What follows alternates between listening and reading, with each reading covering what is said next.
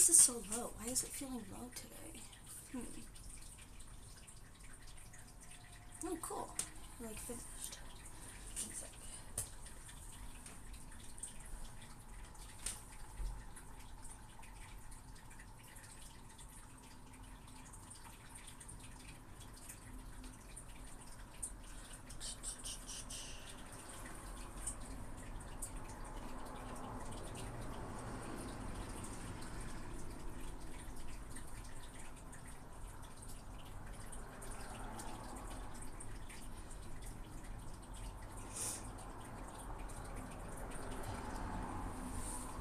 Hello, welcome. Nobody's here yet, so I can be doing this.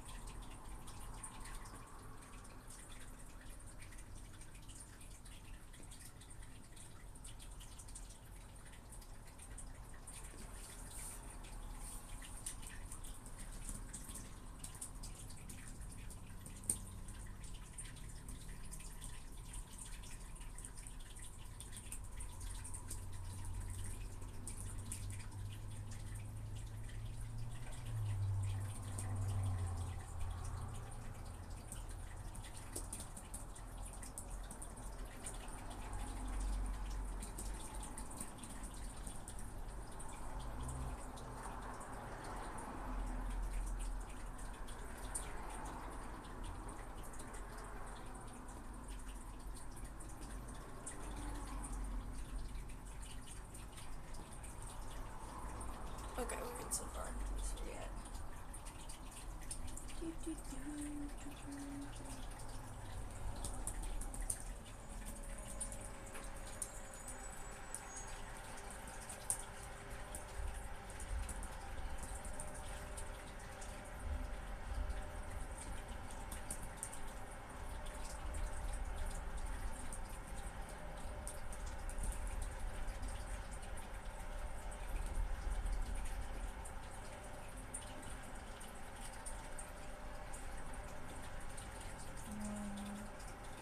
Was 9,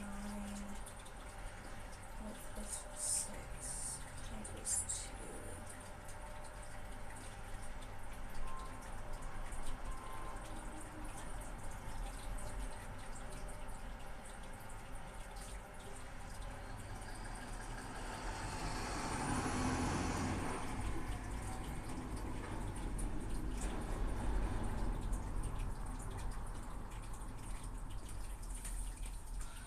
La la la la. What do I want to do today? What do I want to do? Welcome, by the way. We're just kind of chilling until something happens.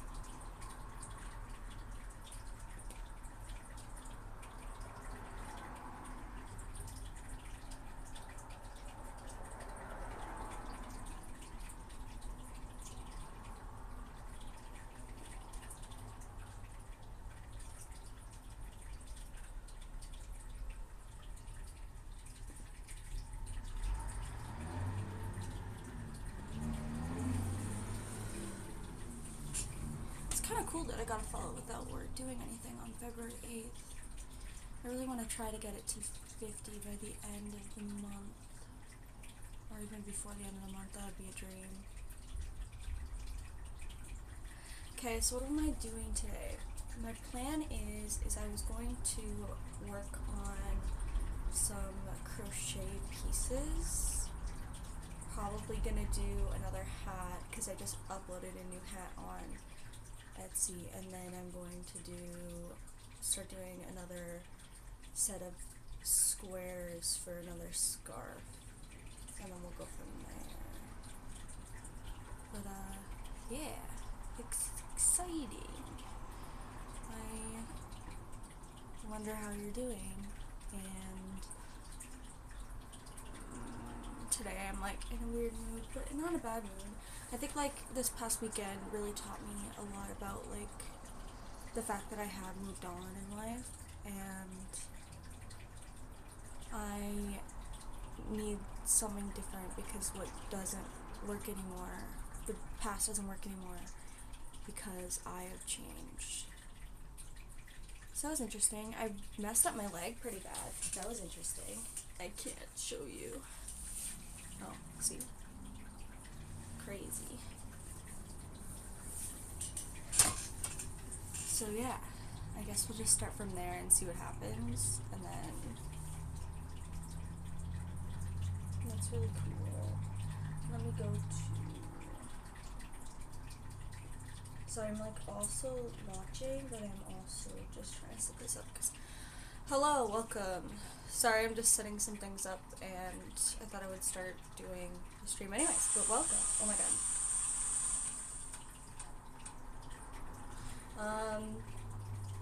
I hope you're doing well.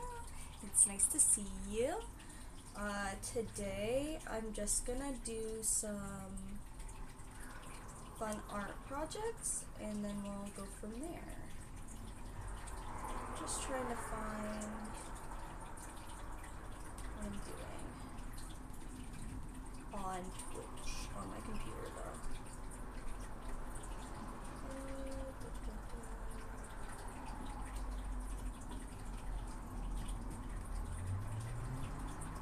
But yeah, I wonder how you're doing. Let me know in the chat too, just to say hi. But if you can't, that's okay. I just want to make this work in a way. Create a dashboard.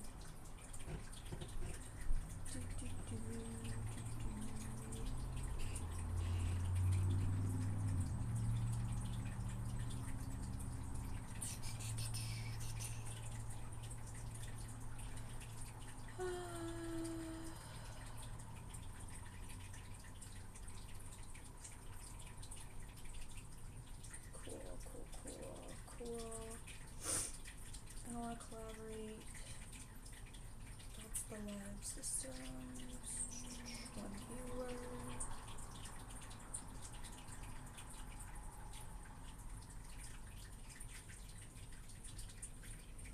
Okay, cool. Well, welcome for today. Today I'm pretty much just going to do some, like, crochet stuff that I have. I don't know, just adding to it. I just wanted to hang out on here and see what happens, and if people come, if people don't, that's okay. But, yeah, I wanted to do another one of these, but look how cool this one turned out from last time. I was, like, contemplating if I would keep it, but also I don't really do hats. Like, I don't think I look good in hats. But it is really cool. I like that. And also you could, like, turn it around so you don't have all the colors and do like this. But this is on my Etsy now, so. But,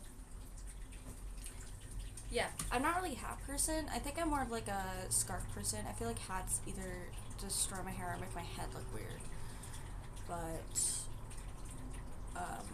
so that's when I started to do like the really big scarves, because you could wrap it around and then still use it as a scarf instead of a hat, and I prefer it that way. But yeah, I want to work on blues. I want to really pretty much get rid of all the blue left over that I had from the last project, and then go from there. And then I have some snacks and shit, and we're just gonna hang out for a while. But yeah, I hope you're doing really good today. This weekend was absolutely crazy. I don't know if you celebrate Super Bowl, but that was an intense time. My Super Bowl was chaotic. I worked like a 13-hour shift, and then yeah, got into a little bit of trouble there, so who knows, we'll see. It's over now, you can't really do anything about it, and at the end of the day I did it like I got myself into some stuff, but I think that was kind of necessary so I can move on from something. But I need to be better when it comes to how I take the time to move on from things. Do you get what I'm saying? Like, I always thought that like I didn't want to be a part of that, right? And I didn't want to be a part of working there anymore. And then I just did it because I was like, I needed the money, and also because I went into the bar and apologized for something, and then it kind of got a little out of hand, and then people asked me to work, and I was like, yeah, sure, I'll work. But then I kind of realized that I should have just said no. Hello and good night. How are you? How was your marathon though? It's been a while, but also I really want to know how you did and how everything was. But welcome.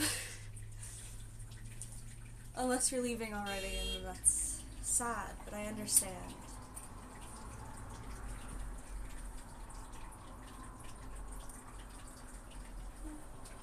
It was good. I'm good. How are you? I'm pretty good. I'm a little bit like in a weird, like, not melancholy state, but like I'm in a weird mental place right now, which isn't bad. It's just like I'm learning that that I'm like ready to let go of things in my life, and I feel like at first I wasn't able to, but then the world kind of makes you do that by putting you in really weird scenarios that you can't get yourself out of, and I did that, and it backfired, and now I learned my lesson, I think. So I've been doing pretty good in that way. But you have to learn somehow. That's how I always see it. So other than that, it's been pretty good. I'm just tearing this apart and then going to work on some stuff. But I'm just hanging out today. Thought I would be better with my schedule since I am not very good at that, and also I've been a little bit chaotic. So holding a schedule would be good. But I'm glad that your marathon went really well. Seems really exciting.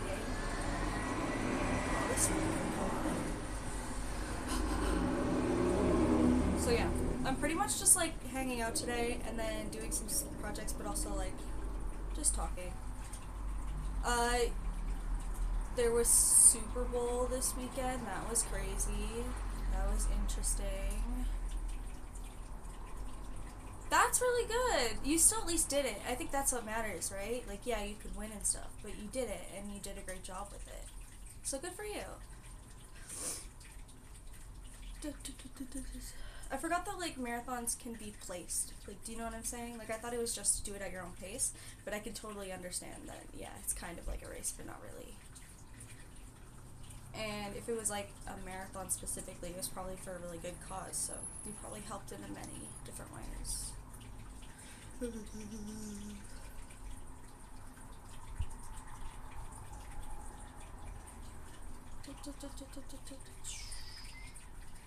don't think I've done a marathon since probably when I was back in high school. I think it was for a cancer type of fundraiser. Yeah, see? So that's awesome. No, that's so good. Yeah, I think the last time I did one was back in high school, and it was for a cancer fundraiser, and it was really good, but I really should have prepared better. And it was like one of those running, like, track and field sort of deals, like long. Oh no, what is alimony again? That has to do with marrying, right, or something? Something legal, something with legality. That's really sad. It's never... So I could see how that could be helpful. Huh. I wonder, so the marathon is to build a support system or something, or to help with the money of it, probably. To help them. I don't know. But that's kind of cool. They could really make a marathon out of anything these days, I guess. Not that that's a bad thing.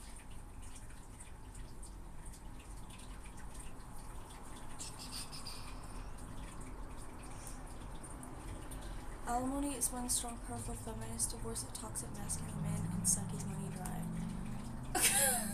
That's a good way of putting it. Jesus. Alimony is when a strong, powerful feminist divorce a toxic masculine man and sucks his money dry. Yeah. Yep, I could see that. But that still really sucks. Damn.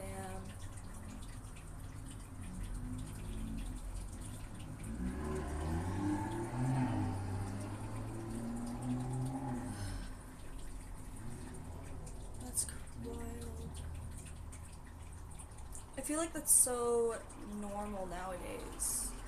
Yeah, no, I get what you're, no, it's funny how you put it. I understand though, it's good. No, I could totally see that being such a problem. People are so, what's the word? They think that sometimes they're owed something. In both scenarios, both of them, but then it gets too out of hand. So that's crazy. And it's sad.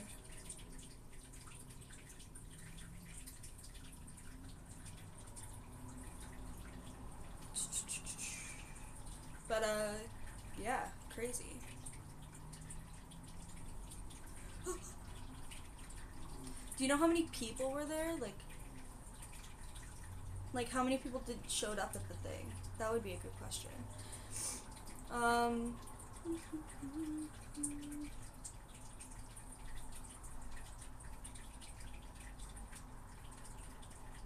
Yeah, I can understand that because my uncle is in the same boat right now. Because his ex-wife, who's crazy, decided to like try and take all of his money. Whoa, that's pretty good. But yeah, so I definitely understand that notion. And she kind of like messed up his whole entire life because of it. But I don't know the inside outs of that relationship, so I'm not really one to talk on it. But I could definitely see that being a big problem. 300 people who visited. Do you want to see something crazy? I kind of fell this week, and I have like this massive bruise. It's not 1,000, I think. Ah, cool.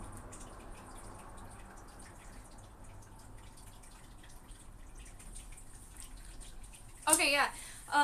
So I was working Super Bowl, because we have Super Bowl here, and I was wearing, I thought my shoes were non-slip, but they're not, and I like went to go grab something, and I messed up my leg. Oh, sorry, is this gore? I am sorry for all viewers, but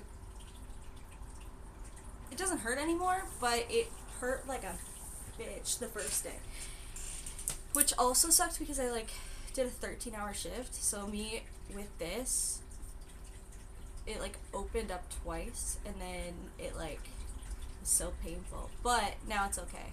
Now I put like ice on it and it's good again. But damn, that was bad.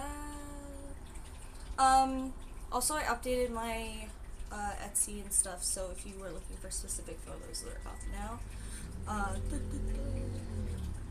But yeah.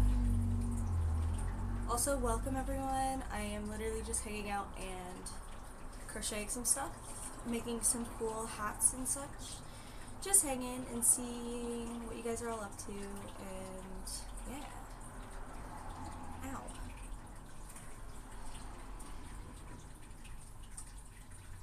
I've been starting to play a lot of Animal Crossing again, which I'm very excited about because I haven't played in like a year, 2 years. So my like island was a complete disaster, so I'm trying to clean it up so that I could like do a cute little reveal, because dude, I put so much effort into that. That was my like addiction during quarantine. So I wanted to like do like a cute tour, island tour. I just wish that with the lights it had the capture card available, but it was like doesn't do it, so I have to find some type of other thing to attach, and then I think it'd be fun. I fell from a cycle last year and hit the side pelvis right on my pelvis. Oh my god, that's crazy. Yikes. At least you have your leg still, but like, that's insane. I'm so sorry. That's fucked. Yeah, I don't think I've ever done anything that crazy. I've definitely popped my sciatic before. I do it once every blue moon, but like, I could not imagine that. And that is why you don't bike, my friend.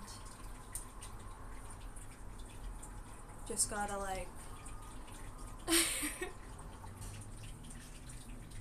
So weird. This is bigger. I don't need it to be this big.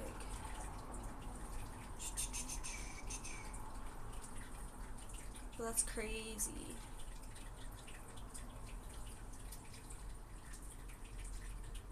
I've definitely like cut my finger like really badly before to where it didn't like heal back properly. That was scary. Then there's like, are people really cheered the man from down south was cool? Oh my god, yeah, they did. They totally did. Okay, first off, I think the cheer was fake. Because I saw that there was like other footage where they were booing, so I feel like they literally edited over top of it to make it sound like they were cheering for him. But they totally did boo Taylor Swift, which was hilarious. Yeah, it was so chaotic. Also, insane for the Eagles because the Taylor Swift's boyfriend is the Chiefs, right? And they have won the past 2 Super Bowls or something. And this one they got absolutely destroyed. So destroyed. But to be fair, I'm kind of like, I'm pretty happy with that because of the fact that like the Chiefs kind of deserve to like take a step down. Same as the fact that like, how do I explain it? When they were saying that the president was going to go to the Super Bowl, the Chiefs were like, oh, that's a great honor. And then you have like the Eagles that were like, okay, whatever. And then you kind of could see who people are rooting for at this point because there's such a massive divide. And then you had like Kendrick on, and he made it so aware. I have no idea, but probably many. But we don't shame. No. We don't shame. We must respect it. As a Swiftie myself, we must respect it. But I like Emma Swiftie because I grew up with her. I'm not much of a crazy Swift fan nowadays, just because I feel like it's been so over a lot, like way too much. And then also on top of that, like, there's so many better artists currently, and like, you have the Grammys where she didn't win anything, and we're like, yeah, it's kind of deserved. We needed to take a break from that. But, yeah, I don't know.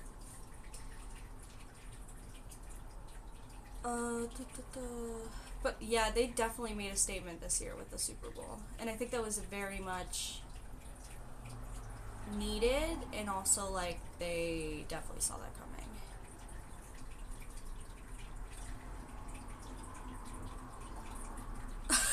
What a bird, what a bird. It's fine, but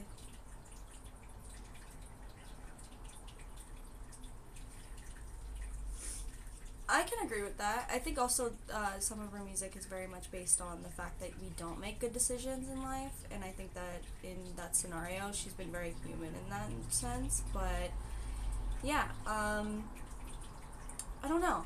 That like whole facade is kind of like dead now, or like the whole extreme. Oh my God, it's her, blah blah blah. Yeah, that's kind of like hopefully dying down, or at least it's dying down in my mind, because I am very much over it. But also, I think that like the fact that we overconsume everything nowadays, and everything, like, there's so much information available. There's literally no point. Like, we don't need to have all this information, but we constantly, like, people make money off of it, which is even weirder. And you're just, it's not fun anymore. And you're just kind of like desensitized to everything. And I was thinking that about that like recently, because we're in like a weird split of an era based off of like politics, right? We're in a very weird momentum of, there's a specific divide that is being seen, and there's a specific, and everybody has been pretty much enraged since 2020. So now we're hitting like a point of it just keeps like fueling and gets bigger and bigger and bigger, that with all of this like stuff being pushed at us, it's kind of like difficult to create significance in it. Do you know what I'm saying? Like we have two monumental things that have happened recently, which would be like the Grammys and the Super Bowl, which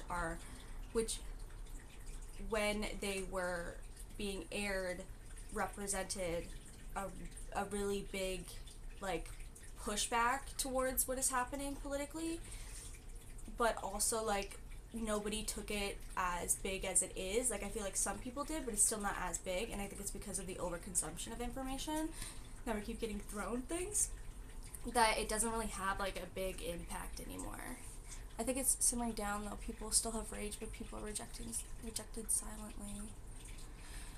That's an interesting feat. I think it's getting like bigger, but I can also understand that.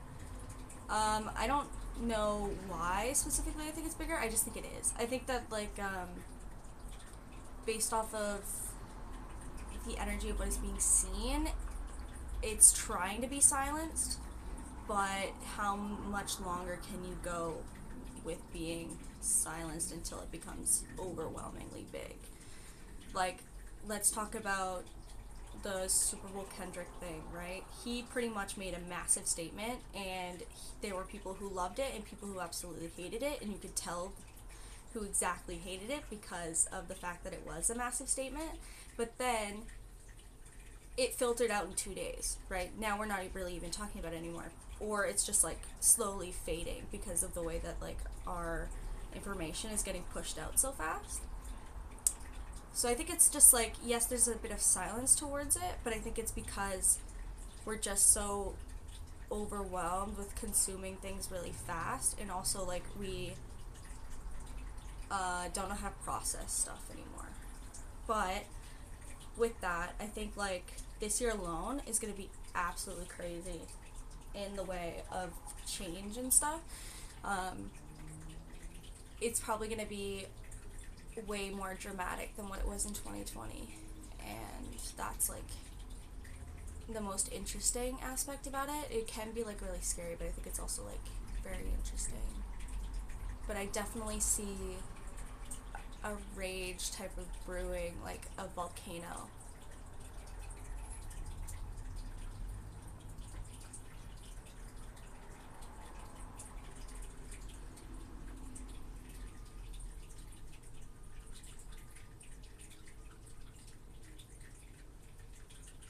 No, I get you. I agree. I was never crazy into celebrity worship, but I was into it, some of them, but by 2016, 2017, 2018, it was going away. No, it's true. I think the whole celebrity thing is dying. I think that like that sort of like the golden era of film and celebrity is definitely dead, and I think it's also like completely becoming obsolete because of the fact that first off, it's all people we've known for so long. There's nothing fresh or exciting or new. Somewhat it's getting a bit better. Like there is some newer people getting put into it, right? You have like Chapel, which is amazing, and she's getting pushed into like this like into this space where she's able to be super authentic and like be able to really say what needs to be done. And I think that that is the stepping stone of what this could be. But then I think that like as a celebrity culture in general, I think it's 100% dying.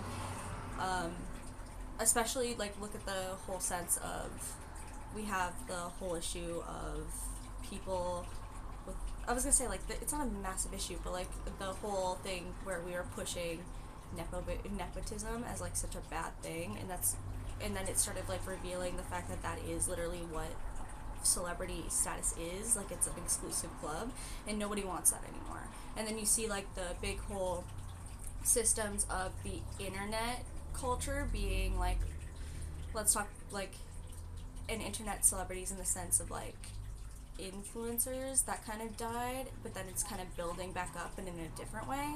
Like before it was more fake, and then it kind of like started to die out a bit, and then now it's kind of like building back up, but in a different perspective, where it's not built off of a fakeness, it's built off an authenticity. So I feel like that's what's going to be more relevant within the next 10 years or so. 5-10 years, that whole era is either going to get completely ripped apart and then rebuilt. Like that whole industry is either going to be like ripped up and built again, or it's just going to become something that's absolutely different. Especially when you look at what like the movies, like the behind the scenes of what the movie industry really is and celebrity industry. Because I only know these because I am very well versed in the film industry because that's what I was part of. But we look at like the strikes that happened, was that a year ago or 2 years ago? Which pretty much like took out television and movies for a while. And it was because of the writer strike and the actress strike. But you could clearly see the divide even with that, like the fact that there's some people that don't even notice what's happening in their own industry, which is even crazier. And then on top of that, you have pretty much like the big name companies, or like the big sort of studios. They are having a massive backlash because their system is unfair, and it's always been unfair, but people never like went to talk about it or think about it. So now you see, especially in the music industry, they're coming to get us. Especially in the music industry. Especially in the music industry, currently, you see a lot of... I'm talking way too much about this, and that's why they're coming to get me. Because I know all the secrets. What was I going to say? The music industry itself has already been changing, because most artists produce their own stuff now. Like, they don't go to the big studios and produce things. The only people that usually do it are the ones that are have been in the game for a long time, because that's how they've always done things. But you have all these new artists, or even old artists. Like, you could look at Kesha, for instance, and she created her own like studio system, so then other people and other artists can make these things. So I just feel like the whole way that that type of industry and like the celebrity culture has pretty much defaulted itself, and it like pretty much all of the underlining issues are surfacing, and I feel like with those bubbling surfacing, it's just gonna like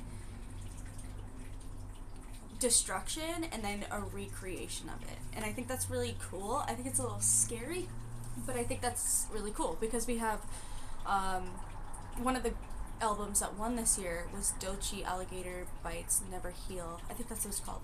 But she made that herself. She produced it, she made everything herself. And it was just like a really good masterclass on what art can be if you choose to do it in your own way and not always like expect the big boy peoples to help an artist.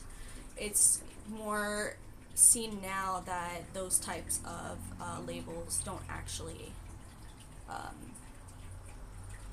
benefit anybody except themselves. So it's really interesting. I think that's like a really big thing that's going to happen.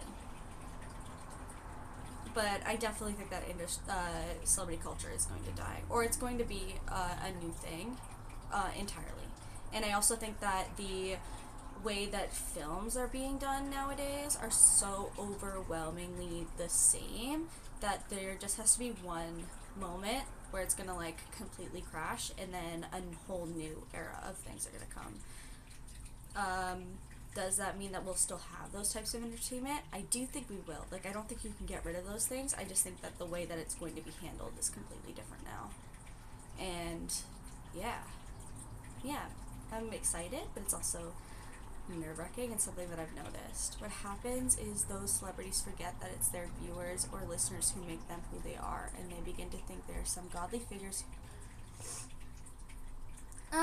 I disagree, but I also agree. I understand the point of you need the viewer and the listener in order to become that person, but also I think that there should be a respect between the two, where you also are here to I am giving this content and you're going to take whatever it is, and if you like it, you like it. If you don't, you don't. You don't have to be a supporter, right? But I don't think it's owed to either. I think there just needs to be a mutual respect between the two, because I think the mutual respect has never existed. Because the way that the, like, celebrity culture or something has always been a sense of people wanting to take from the person who is a celebrity and keeps taking and taking because there's a sense of being owed.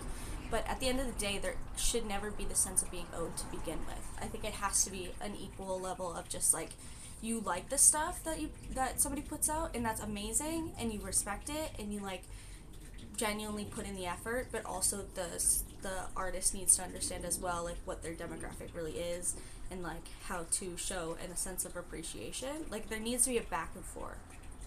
So I understand what you're saying. I think there just needs to be a bit more of a back and forth towards it, and then also a mutual respect for it, because sometimes viewers, or let's say viewers or fans like to go way too far. In the end, they're selling a product to the customers, essentially. But I think there needs to be a bit more of a like a love for each other, because we work together and we're hand in hand in our own way. And without each other, there wouldn't have that existence of the circle, or like the. So I think there just needs to be a mutual respect, because I feel like sometimes there isn't a mutual respect, and people think that they are owed more than what they have. Like celebrity thinks that they are owed more because of all the work that they put out, but then also there's the point of the fans, they think they deserve more of a person without realizing that is a human being, and their job is different from, or their artistry and their different is from what it is. No, it's not that. I just think that those two things have always been hand in hand throughout history. Like, we've always had music, and music is something that has greatly defined what this world is in every sort of era. And every single era has its soul, and the music had soul, and it defines what these portions, like, they defined history in so many ways, and they defined community, and they defined love and art. No, I'm not. I understand. I'm not trying to be, like, against you. I think, like, music has been universally something that everybody loves and needs in order to move forward in things, because also it's a sense of, what's the word? Like, it's a sense of heart, and when you're going through rough times, what do? You listen to music. When you're going through your good times, what do? You listen to music. Movies and television, I think, need a reset. Because I think the fact that we are basing everything off of just picking a book and then writing about it and making it into a movie is kind of overdone, and also it's just becoming sort of overused. Do you know what I'm saying? And as somebody who's a filmmaker, I think people would appreciate things that are not just force-fed to you. And for movies that have come out that are more blockbuster, they are totally force-fed things, and they make people look stupid. But then you have really good movies that really can change your mind in the way that you think about things. And I think, like, with movies and music, they're both ways of making people think differently. You could do it. I would love to know. But I think, like, those things are ways of, like, changing people's minds in the way that we think, and we have to, like, be more open to all these other perspectives. So it's definitely its own type of philosophy, and also it's its own type of way people can connect and be expressive. But yeah, I would totally love to hear your take. I'm just a bit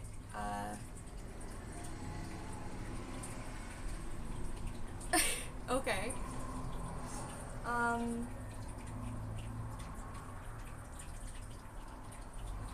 I don't know, that's just how I choose to see things.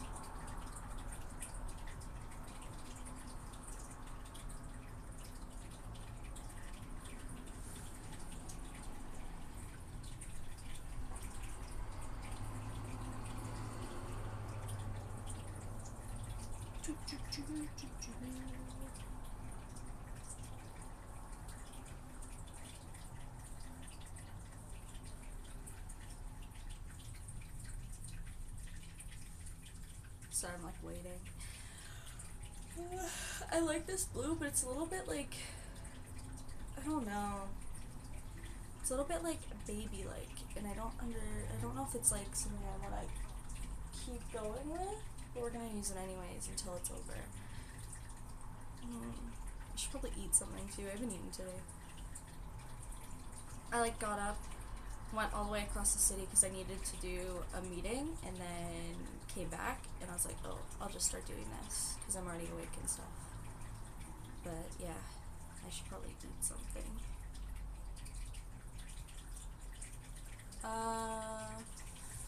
Okay, so before, the writers used to have a world and a variety of life experiences, which is essential to write a story. Today, the writers must have grown up, cooped up in their rooms playing video games. So do you really think they have to offer any healthy experience? That's an interesting perspective. Yes, I could see that as well. I think it's definitely gotten to a point where people just want to make art, want to like write because they think that that's like, sure, everybody likes to write, it's great. Yes, it's coming from a place that's kind of, I was gonna say pathetic, but that's not the right word for it. But I do agree with you. I think it's just the fact that these people keep making movies that have nothing to do with real perspectives of the human experience. And we just, like, go, yay! Because it's like, oh yeah, it's a cool concept. But you're right, there is no sense of real experience behind it. And I think that's a really good way of looking at it because you could tell there's a disconnect in some movies. Some movies are really good, but some movies have a massive disconnect compared to what the human experience is. Now, what does that mean for the future? Because now we're all hitting places as people where we work from home or work from the computer, and we're in the information era. So it's like, how do we plan on going about this when this is what our reality is becoming, right? On top of that, like, the writing is so oversaturated as well because there's so many people. There isn't like a, not that there needs to be a cap or like some sort of like criteria of, yes, this is what a good thing is, this is what a bad thing is. I think that we constantly need to create, but I think with those types of work, people will notice a difference between what is a real form of authenticity compared to what is not a form of authenticity anymore. And I feel like from me or from the people around me that people are more aware of that, and it's like becoming really relevant. Do you know what I'm saying? So do you think really they have to offer any healthy experience? I don't know if they have anything like specifically to offer. You never know if they have something to offer, right? You're never gonna know until you actually read it or you see it for yourself. And also there's the point of view that people are gonna take whatever they take from the content that they're watching. It's just how do we make the difference between what is authentic and what really works and what stands out, and what is kind of like what that is. If we consider only Western literatures, where are Treasure Island and 20,000 Leagues Under the Sea and Around the World in 80 Days? Or those are books, right? Or movies and books? Because I'm like, Treasure Island is a book. Yeah, no. I think that it's very rare to find those types of books. But I also think that's just because we are so oversaturated with all these informations now. So, like, what is jawing? What is creative in the sense of, those are plots. I'm talking about the plots. Oh. Yeah. I don't know. I think that, like, because we are so oversaturated and we have an overconsumption of things, it's very hard to make those types of works. Which is sad, and we would like to hope that it gets better in those senses, but also I would like to hope that because as people, we're getting way smarter, even just now no, it's okay. I like talking about these things. You, like, opened up this whole, like, version of what I've been thinking about for the past while as a filmmaker. Yeah, no, there's such an over consumption and an over use of stuff, which makes it difficult for people to be in awe of things. And maybe it's either based off of the fact that those books at the time were so jaw dropping that it became instant classics, or just like the fact that like those things were not thought of before, but now everything is over thought of, that we don't really see big impacts on these types of works. Or let's talk about like certain movies that came out last year. They kind of came out and were meant to be shocking, and then automatically you forget about them. And the shocking can be from whatever thing. Like, let's talk about Challengers, for example. Challengers, decent movie, but it was 100% a fan service shock board, and then they wanted to make it seem way more intense by editing the craziness out of it, which makes it kind of different, but it's really not so different, and it also didn't really prove much, but it was still a decent movie. It's just like the fact that I think they didn't put any sort of like real creative genius into it. I think it was more so just like, this is a fan service, let's make the editing really fun and really like fast paced because it's tennis and blah blah blah. So no, I understand what you're saying. I get it. Oh, but also they're like getting rid of all those good books, which is even more depressing.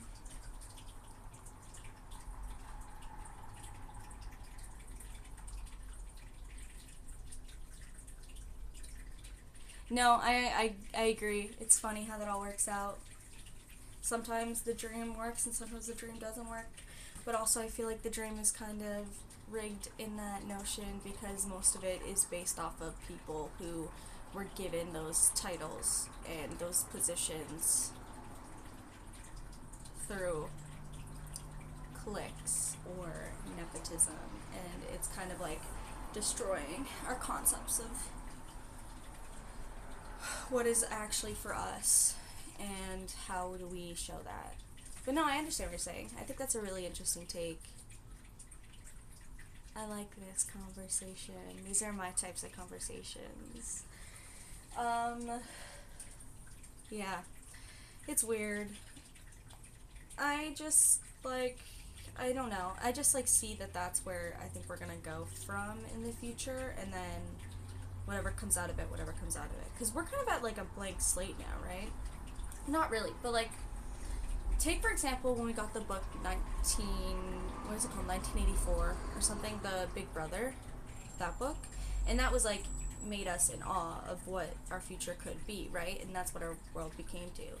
The only thing that we have that could represent the future has been the apocalypse, like, surge plus. Oh, yeah. No, it's fair.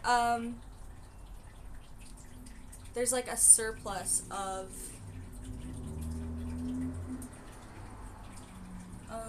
the surplus of, like, the apocalypse idea, which would be our future, but I don't think that's what that is. So we're pretty much at, like, like, we don't know. We don't know what's coming for us. So you might as well think about it and reminisce about things. Oh. That's true. It's up to you, though. If you want to say something, you could say it.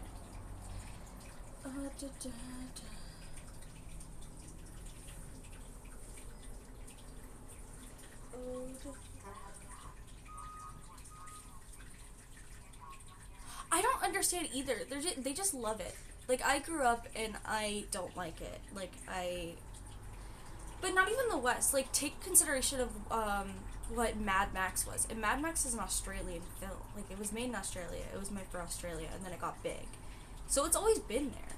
It's just, people are so obsessed with the idea of the fact of absolute chaos and, like, how people would survive in an absolute chaos. And I think that's where that might be coming from. Like, the idea that there is no structure, so what would happen if there is no structure?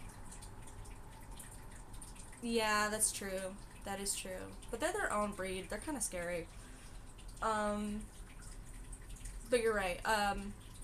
Yeah, so it was kind of like it's interesting. I don't understand. There was like the Walking Dead and shit like that, and I never watched The Walking Dead. I think that one's terrible. I think if like the apocalypse I wouldn't want to be a part of the most is the Mad Max ones. Like, I think it could survive a zombie apocalypse, or I think it would just, like, you know. But I wouldn't be afraid of that one. I think it would just be like, whoa. Whereas I think I'd be so stressed if I lived in the Mad Max era of an apocalypse system. What other ones? There's like the ones with the climate. I don't know if I would ever want to be a part of those, but I feel like that one would be the most ethical. Oh yeah, you're talking about Akira. I fucking love Akira. Well, maybe you're not, but like that's what Akira is. It's so like, yeah. I have that whole series, and it's like one of my favorite stories of all time. But you're right, they totally did. Also, they made a massive remark in that, but even Japan is shifting away from it. Yeah, I think it's just because they're just over it. Like, they've overused that genre. Oh my god, yeah, Fist of the North Star. I have not read that, but I want to read it so bad. I always think that, like, when I look at that book, that series, it's just guts, but, like, not guts on the cover. If you know what I'm talking about, because, like, the Berserk series, they kind of look the same. And I think they were the same era when they came out, too. But I really want to read Fist of the North Star. Yeah, but Akira is my cherished piece of work that I have. Same as Battle Angel Alita. Battle Angel Alita is a massively good one. They're yeah. And Akira, sorry, Battle Angel Alita is about the cyberpunk kind of era, which would probably be the next for us, right? The next generation for us, maybe? Hopefully not. And that's kind of based off of, yeah, a nuclear war, but also the sense of, like, there's people who live in the sky and then everyone else lives on the bottom. Which, yeah, that's essentially the same. Good series. Good series. The person who, like, drew that was insane. Like, I look at the manga of Battle Angel Alita, and I'm always so in awe and in love. But I look at Western contents and so about human civilization failing. Maybe it's because secretly they want that. Even though they will, like, literally say that they don't want it, but I think that they do in a way. Or it's just, like, the curiosity of what that could become. I don't know why. I really have no idea. I think there's also, like, it could come from the notion of, like, the like the war with the 1%, which is what we've always had, which has always been, you have, like, the 1% and then you have everybody else, essentially. And maybe in that sort of notion, they're, like, really, interested in the idea that all of that gets thrown to pieces, or, like, there's some type of, they want to, like, rise above it and, like, fight it in a way. Like, you could look at the Hunger Games where they have that exact same thing that we already have, but there's, like, a sense of wanting to fight and pursue and, like, create something better, but also in the way it questions what government systems are in general, which has always been a sense of control of the public, but it's just how people use that type of power for their own gain. So I think that might be a bit of it. Like, there's a sense of people were making that as a sense of being like, hey, wake up, this is real. But did that really make a big effect? I don't know. Like, I think subconsciously that made a big effect, and that's why it doesn't happen anymore. And I think also that's why we're in a place mentally as a collective of people where it's like people try and talk about it now because it's kind of like getting close to what that could really be like. So maybe in a way that era was specifically made for whatever reason in order to prepare or like to make us think bigger than what we were thinking already. But then that's the idea that everything happens for a reason, and the content that has been created throughout the years has always made us think about what the future could hold, and also shape our minds into understanding that we can no longer be sheep. And also in this time right now, maybe it's a bit of a preparation, because now we're really at a point where this type of existence cannot keep happening. And then it goes back to the Kendrick thing, where it's just like, you just televise he said, like, you just televise the revolution. I forget what the quote is, but he said that, and it's kind of like a really good notion of like, hey, time right now is the time of action, where this whole past, like, how many years was the time of gaining the information, but now it's like the sense of, hey, it's time to create action.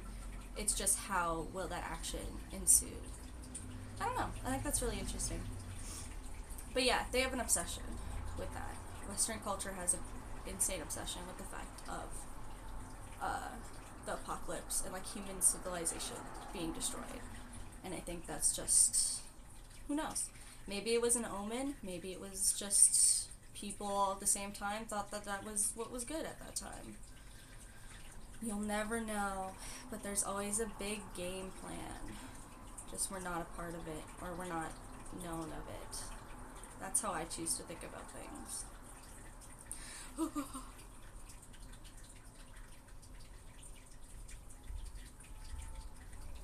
But, no, that's cool. I like those ideas and those types of conversations. And I think, like, sometimes the only way to really notice these types of things is when you're really paying attention to it, or just when you understand the feeling. Like, when you understand the energy of what's around you, and, like, how people are behaving. Even if it's in small notions, you can just tell that it's, like, an equal footing.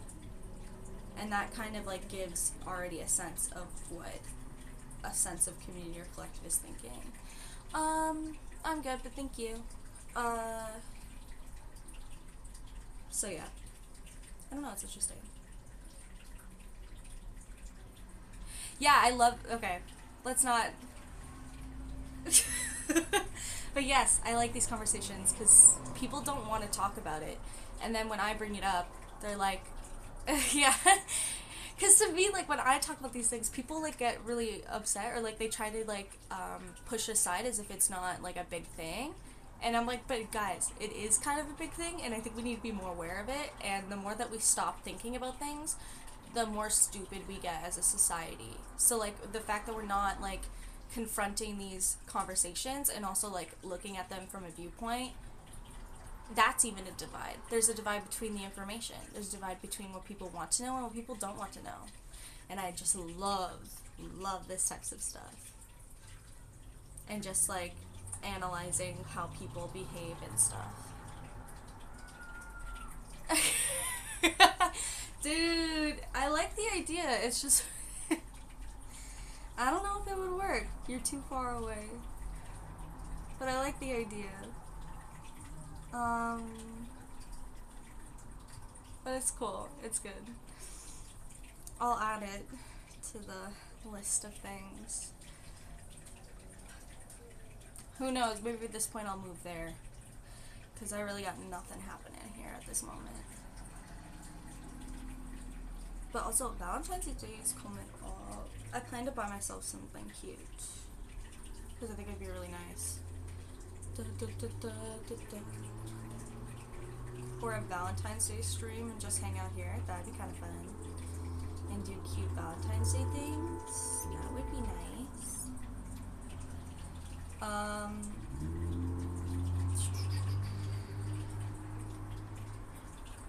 No, I just think that, like, I get a little bit bored with basic conversations. So then with these types of things, it's, like, really awesome to, like, talk about it and, like, put theories out and see what's happening. And if it relates to people, it relates to people. And if people think it's crazy, then it's crazy. And I don't really mind.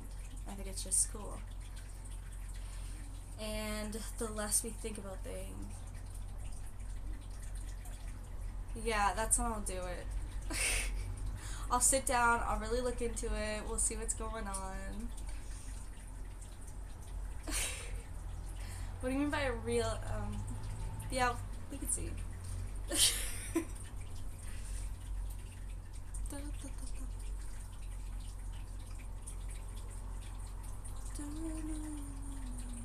It would be a cute little moment, I think, to do it that way.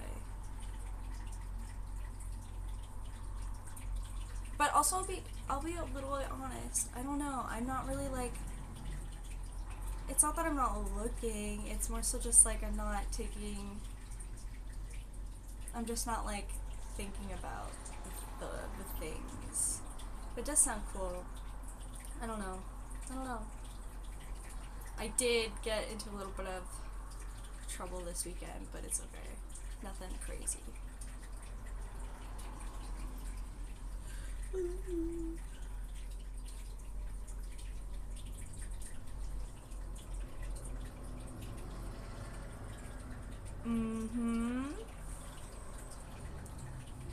Go off.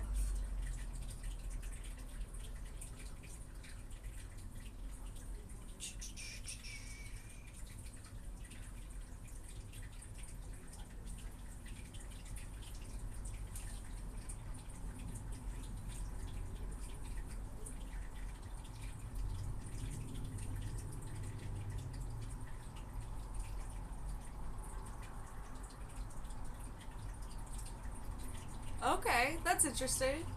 You know what? You try and explain it to me on... Ah, okay. Just not... I'm glad that that happened.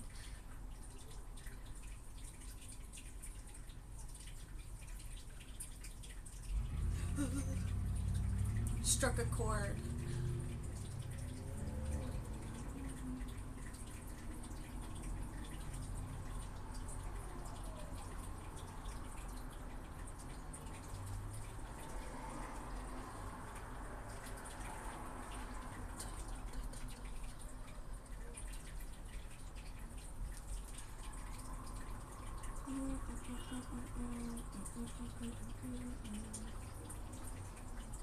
Yeah, I'll think on it. I'll think a little bit more. I don't know. Just not something I understand you. I know what you're talking about. I don't think that either. I don't think it's pathetic. I think it's kind of cool. I'm very flattered by it. But I'm just, I don't know. That's like the last thing I'm thinking about right now. In general. So. But I appreciate it, and I think it's kind of cool. Like, sorry, I'm thinking about the whole notion as a whole in general, as a like, the thing that I'm not thinking about. But I'm like, no, it's still cool. Very appreciative of that.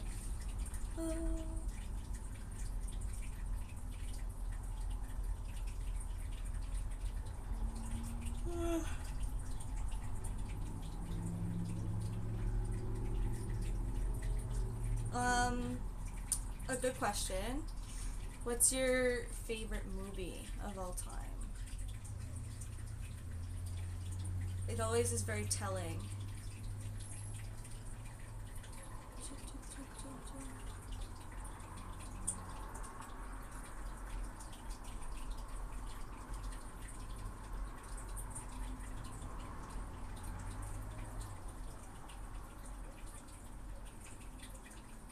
Godfather. Oh.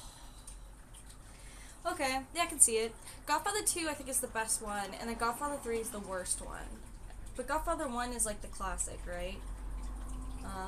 But I can understand that. I like that. Do you think you yourself are the Godfather? The Godfather of cyclists. Yeah, 1 and 2. Yeah, I was gonna say. We don't consider number 3 as a part of it. That is its own thing, and that was terrible. Terrible movie.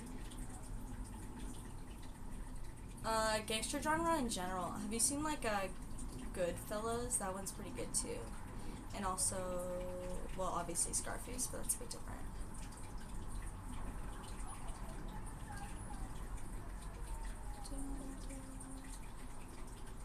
I just remember like when I was younger. And Dollar Trilogy. What's Dollar Trilogy?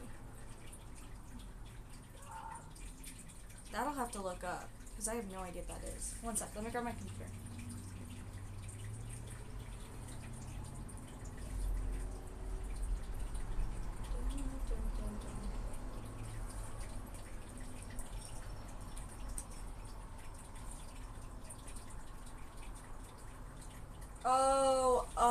Okay, I know what you're talking about.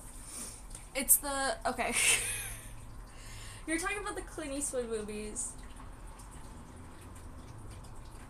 Yeah, they're these spaghetti westerns, right? Because they were filmed in Italy, but they decided to make it a western movie. Yeah, those are old ones. Yeah, I was gonna say, I watched we did a whole series, like a whole class on Clint Eastwood movies, which that really gained my hate for that man. But, yeah, it took me a second. But those were like the first movies he ever did, I think, or like close to it. Yeah, I like that you like old movies. That's cool. And they filmed in Italy, and that's why they call it the spaghetti westerns, because they look like they're westerns, but they're actually from Italy. But cool. No, I love that. It was also because it was cheaper at the time to make those movies there. But yes, I am a massive hater for Clint Eastwood, and I will put that on anything that you could like put that with my face on it, and I would be like, yeah, that's true. Just get a T-shirt with my face and say I'm a Clint Eastwood hater, because it's true. I feel like that man, like, don't get me wrong, I appreciate a person who just wants to make movies for himself and put himself in it, and like, good for you, but he puts himself in the weirdest movies that have nothing really to do with him, but he just wants to live those types of lives, and it's just, and on top of that, like, maybe it's just the fact that he plays like such a cool, like, not emotional, well, sometimes he does, but he's just like very much plays himself, and there's no range.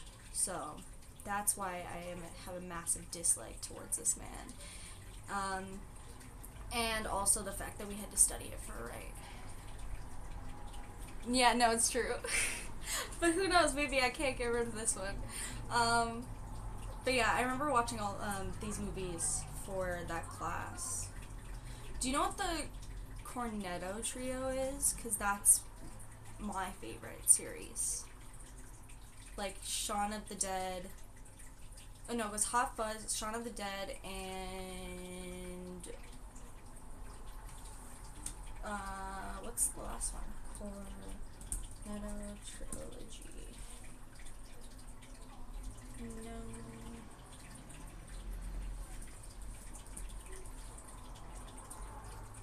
Yeah, World's End. World's End. Yes. Okay. Type it. We can. Oh, I can't type anything because I'm on my phone.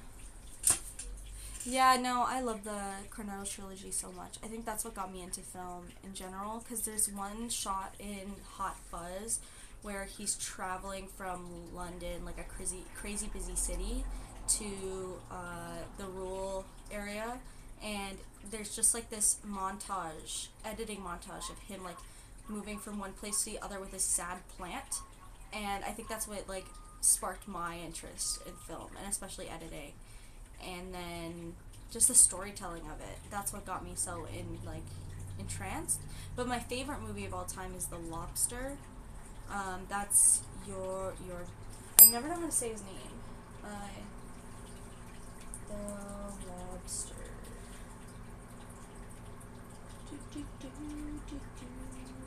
Yorgos Lanthimos. Anyways, yeah, that one's my favorite movie of all time. It was just like so weird, but also he's a Greek director. Yeah, I think if I ever went into movies, I'd want to work with him. I think that's like a dream of mine, is to work with him, just to see what he's thinking. That is my manifestation dream goal.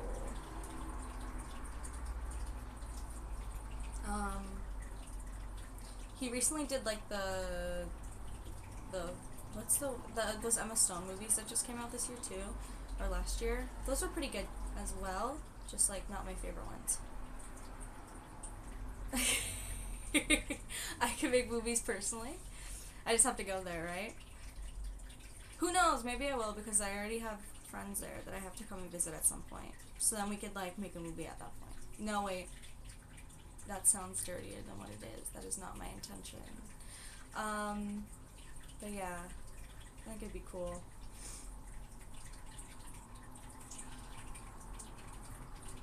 What was a movie I recently saw that was based off? You guys know, Monkey Man, right? Like, that's the one that I recently watched that was made there. But that's obviously because of, Patel. Yeah. That one was really good. I've never seen, John Wick before, but that movie was pretty much what I think John Wick would be, but that movie was better. Like, it was way more fun. And also, I met that guy. And so I was, like, a big fan. It was crazy meeting him, too. Like, I was just like, whoa. Because I think he was there... Oh, really? Interesting. I can understand that. But, yeah, I met him because he was in this city for... I think it was Lion. Dev Patel. And then... That's how you say his name, right? And then... Yeah, it was so weird. It was such a different experience. And it was just like a random meeting. Like, I just walked into a building and he was there and I was like, oh, hi. And he's like, hey. And then he got pulled aside and I was like, okay. But that was really cool. Yeah. That's what happens when you dress up nice. You can get into anywhere in the city and assume you're supposed to be there. And it's a genius plot twist. But interesting. I am curious as to why you don't like it. Because it was really good.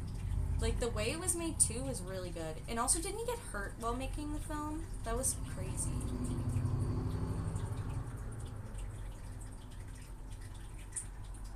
De Niro. Yeah, but De Niro's not in Monkey Man. Or are you just saying that because of the other thing? I can understand, like, the dislike for De Niro. He plays the same character, and it's himself. So I respect that. Also, I've only seen, like, comedies with him. Yeah, I was gonna say, I've only seen comedies with that guy, with De Niro. So I could completely see that. But also, he's in Godfather 2. He plays the dad.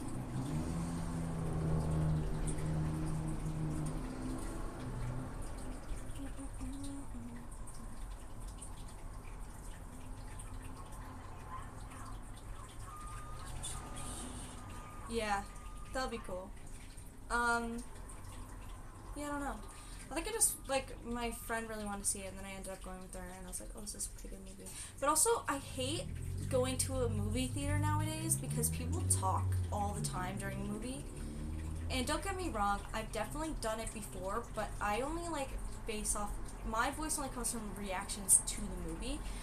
Now you have people on their phone all the time, and then you also have, people just talking straight up when it's either boring or when they don't understand something. And I'm just like, maybe the point of not understanding it in this exact moment is for you to figure it out in the future.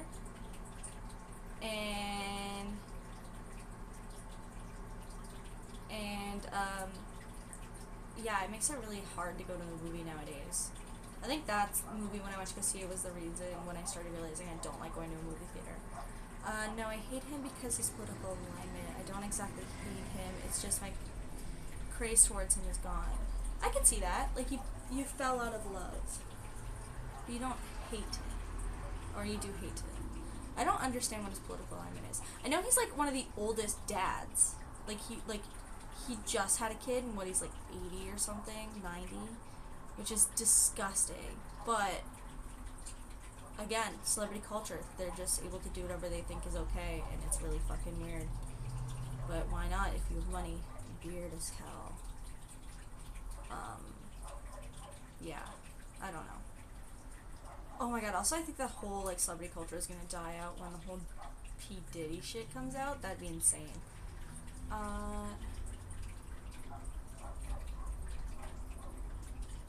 Ah, fair.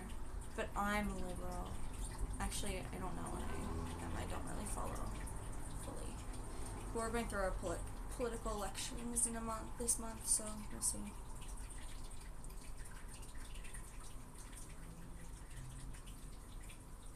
But cool. I don't know. He's so, like, specific.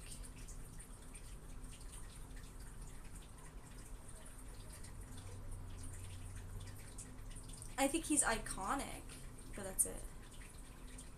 I thought I said India last time. Is it India or specifically, it could be specifically Sri Lanka, because I know it's different.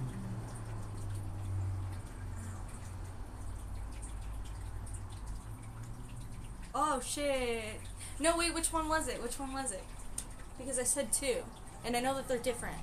Because my boss always says that they're different. Because he's from there. He's from Sri Lanka.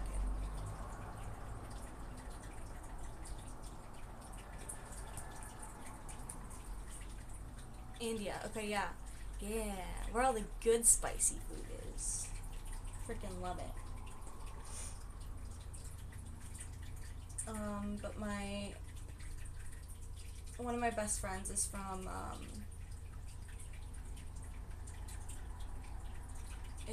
India, and she's back there right now, so it's kind of just like, Ryan, when are you coming? When are you coming to hang out with me? And I'm like, oh gosh, that means I'd have to travel first, and that is not my thing.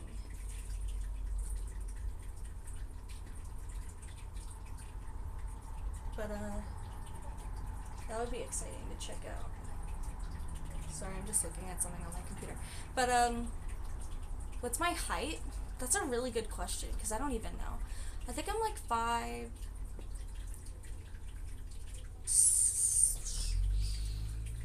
I'm pretty tall for like a woman. Like, I'm not 6. I'm definitely like 5... I don't know. I have not done that in a while. I could check my,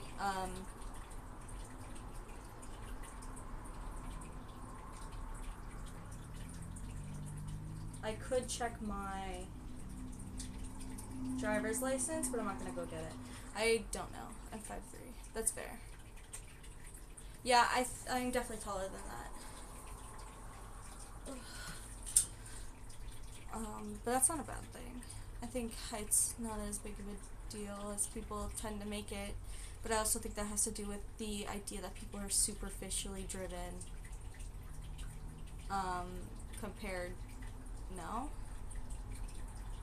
I don't think it's a big deal. I think it's just like something that people choose to make a big deal because now people are very superficially driven. Like, they've always been, but I think it's gotten very relevant now because of the internet and how people want to be perceived in a relationship. Like, they want to have the certain visual look in order to feel like they are compensating for something. So I disagree with that being like the main factor of what would be my turn off.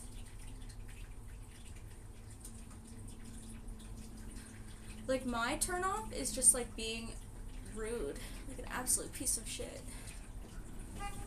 And also like how they choose to respect anybody. Like, if they decide that, oh, I'm gonna only show respect for certain type of people, that's like an absolute turn off for me. Also, like, hyper aggressive people, that's a turn off, and highly insecure people is a turn off because it gets really messy, and then I tend to be the one that gets in trouble when they are insecure because they rather push shit onto me instead of actually like just being a genuine person and realizing that like most of the things that they're feeling have nothing to do with me. It has everything to do with them. So those are like my turn-offs, but not really parents. Oh, because I think like the sense of like wealth or like it's just how you choose to show up for people. Like, I think that like you have to have a certain sense of kindness and dignity in order to be like somebody I'd be interested in, because I don't want it to Like, I don't like it when people think that because a certain person is like this that you can be mean to them and rude to them, or decide what kind of person they are without knowing them. I think that's really tragic. And at the end of the day, we are all people and we're all kind of like the same, just the difference is that we've all been put in different scenarios, and to treat people as if you're better than another person is like so not human. Like, I feel like that's just a sense of, oh, I need to feel better about myself, so therefore I'm going to tear other people down in order to make myself look better. And I don't think that that's what being hot is, and I also don't think that that's what worth is. I think, like, the more, like, kind and respectful you are to people and the way that you treat others is so, so valuable.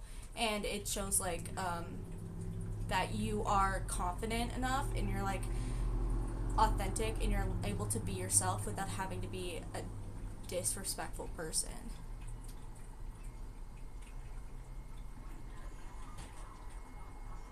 Isn't it though? Like, I think, like, it would have to be the opposite. And, like, if you're not respecting somebody, obviously that is a sense of disrespect. I can understand if you personally have a beef or a grievance towards another person, but even in that, you can still be kind and know that your kindness is enough. And the way that you choose to show up has nothing to do with the other person.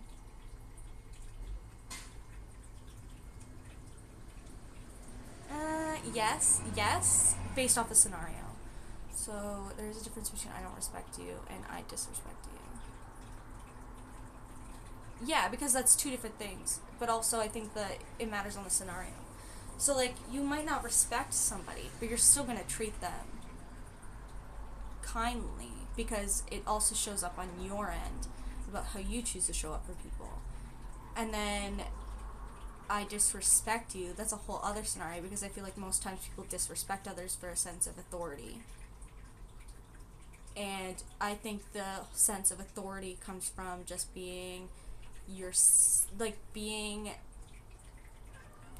my sense of authority comes from the fact that, like, I could show up and be a good person even if other people don't want to either reciprocate that or don't see it as, like, a important thing, but then I show up as who I am, which automatically makes it better. Does that make sense? Like, my authority comes from my sense of respect for other people and for the fact that we all have shit going on, and, like, how you choose to show up for people and how you choose to treat people is so important. So I think that's my thing. Like, and I think it comes from a place, no bucket, you're not allowed in my room right now.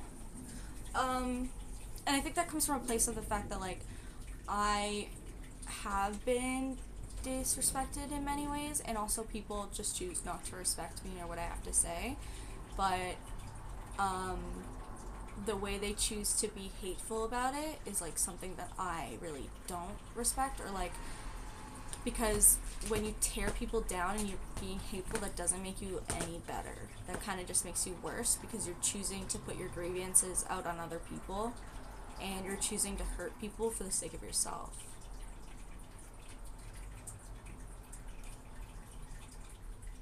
Yeah, no, I understand. I'm talking about, like real interactions with people, though. Like, I don't think I would just, like, that was taffy. Yeah, I understand what you're saying, too. I think we're both just on different topics, but talking about the same thing.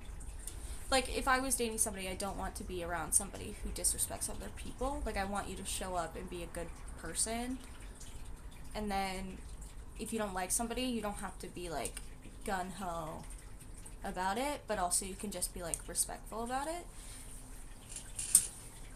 Like, I wouldn't want to, like, go out with somebody and then, let's say we meet somebody, or just randomly on the street, and then they decide that they want to be disrespectful to a person just for the sake of who they are, or, like, think that there's some sense of superiority to it. Like, I hate that. And I always, like, call it out every time. Because I'm just like, what makes you different? Because it doesn't. There is no difference. It's just based off of where you are compared to another person. But I think we're talking about kind of the same thing, but different.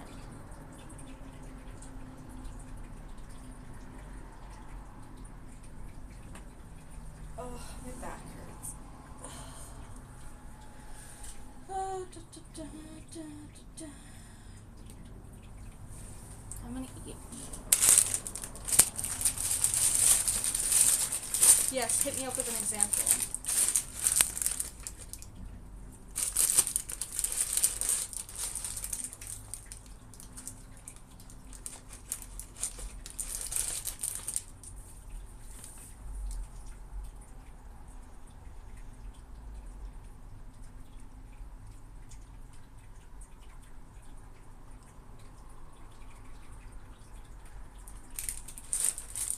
Snack break.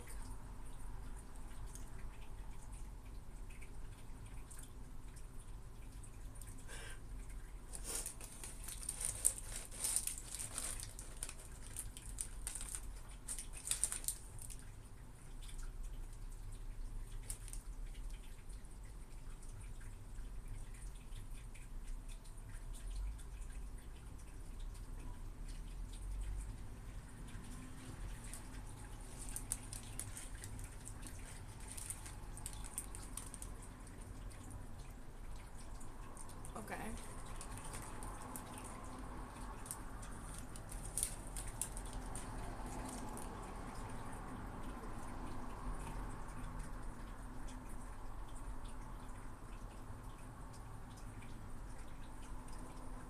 That's fair. I get that. Yeah. No, that's incredibly. That's what I was hopefully trying to say. Like, I can see that there's things that I might not enjoy, but it's just how you choose to show up.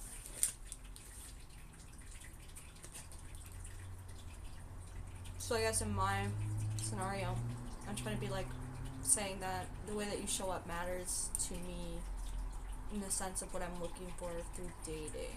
Does that make sense? Because also on top of that, when you're like with somebody, you also have to show up in the sense of being together, so whatever you do also affects your partner, or like socially. So it's like you have to do the right thing in that sort of scenario.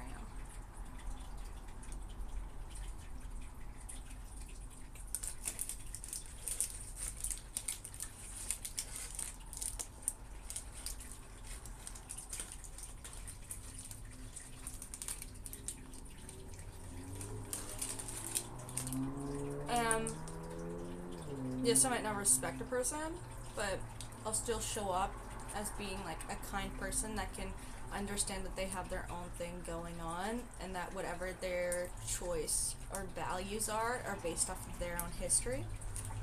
So it's like an understanding, I guess.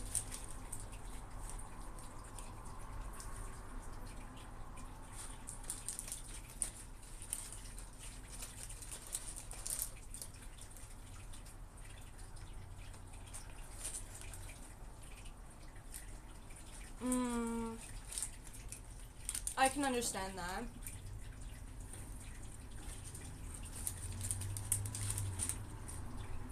I think my massive red flag is communication.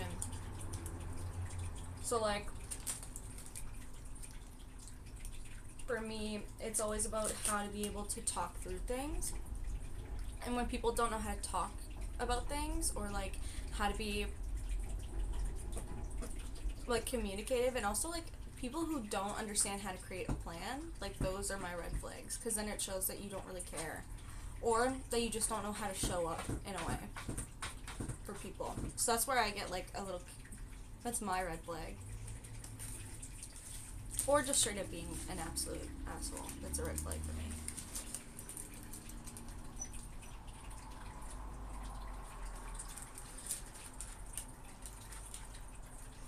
Yeah, but also if you've been like seeing somebody for a while, don't you think that that would be like something you would either notice or talk about with each other, which is a form of communication?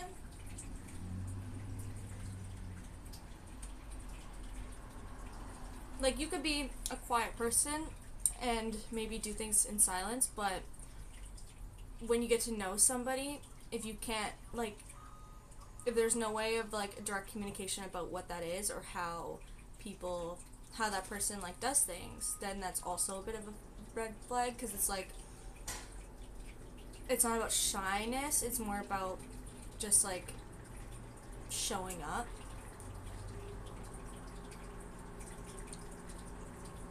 Yes, I can understand that. But you also have to, like, communicate how you're feeling. Or, like, communicate what kind of day or, like, the time you want to hang out, right? Or, like, let's say you want to go, like, you're planning a date, but if you're not going to be communicative at all about what the plan of the date is, that's an automatically, like, do you care? Do you just, like, assume that I'll just be readily available for you? That's kind of where I'm at, but I think that's based off of my own history.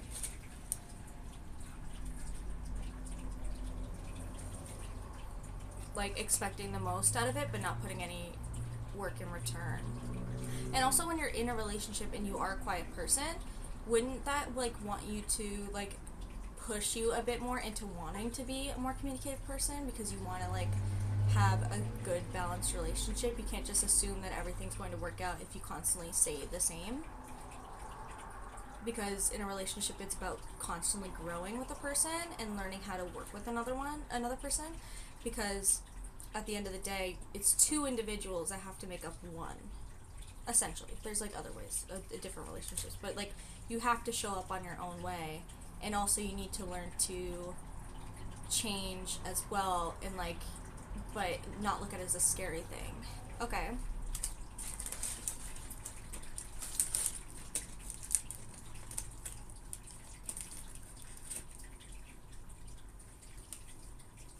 That gremlin's trying to get in my room.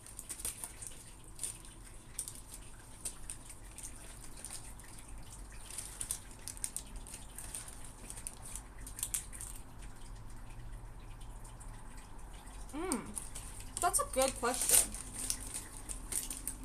Which I'm not very well versed on. But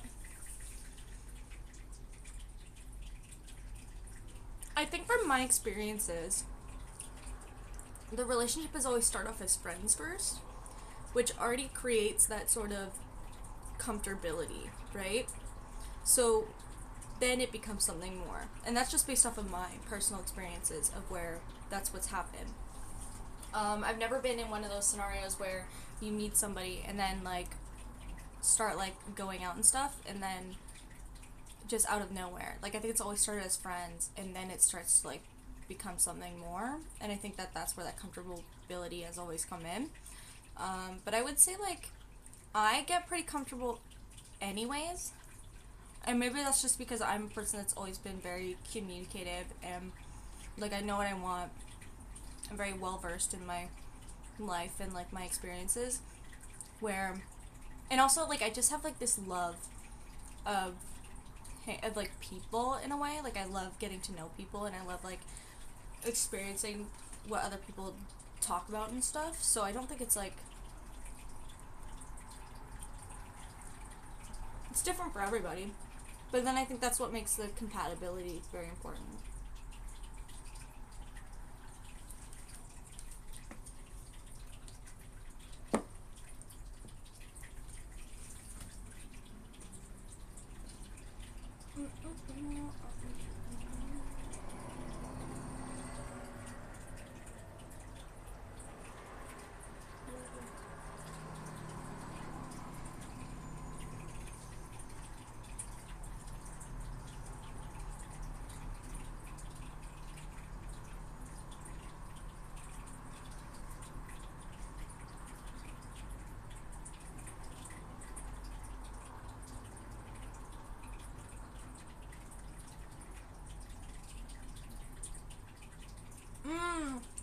The water is a water fountain for my cat.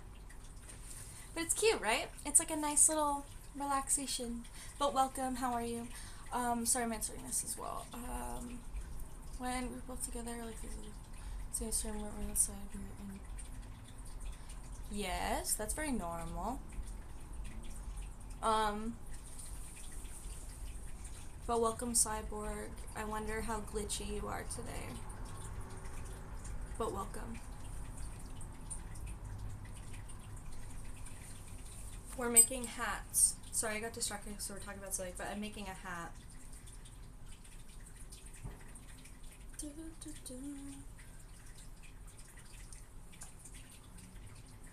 Are you a fan of ASMR? Because that's kind of what this is.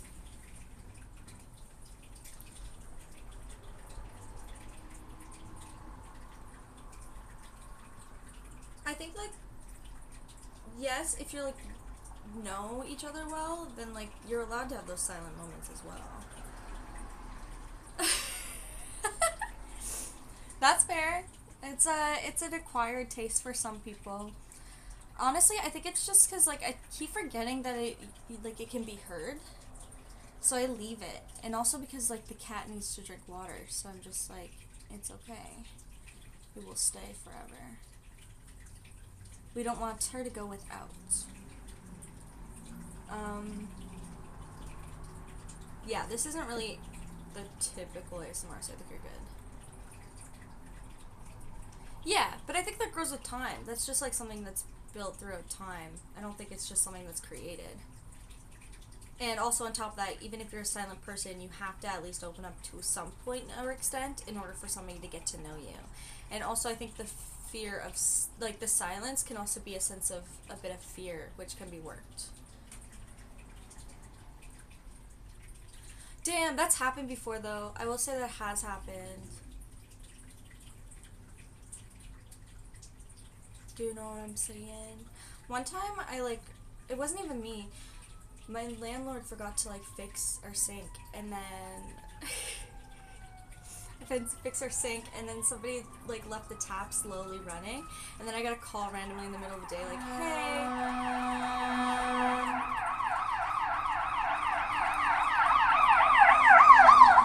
The sounds are chaotic today. Got a call, and they're like, hey, you flooded the downstairs store, and I was like, fuck, I didn't know that happened, but,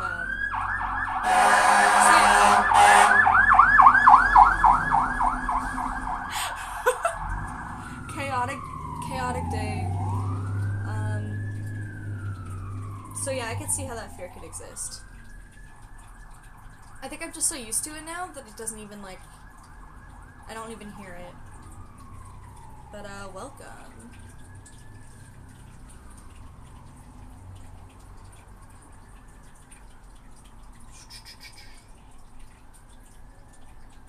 What type of cyborg are you? Are you like a Mr. Robot cyborg? No, that's not the movie. iRobot kind of cyborg? Or are you like a Battle Angel Alita type of cyborg? The movie Robots is a thing. Yeah, a glitchy one. You're right, it fades into the background, yeah. Do you stay in the middle of some GTA City? Yes, I do. So it's always loud. But also there's a fire department, like, down the street from my house. They always tend to, like, go here and then go crazy. And they love to use their sirens for absolutely no reason sometimes. Like, I've definitely seen them be, like, in not a rush at all. And then randomly they just decide to turn it on because the traffic's too hard. And then they just, like, totally pass the traffic, which I think is illegal. But they've definitely done it. A glitchy cyborg. Yeah, I was gonna say, but, like, I'm thinking about the mechanics. You probably need an upgrade, my friend, in order to work on that. Unless that's, like, something you love, the fact that you are glitchy.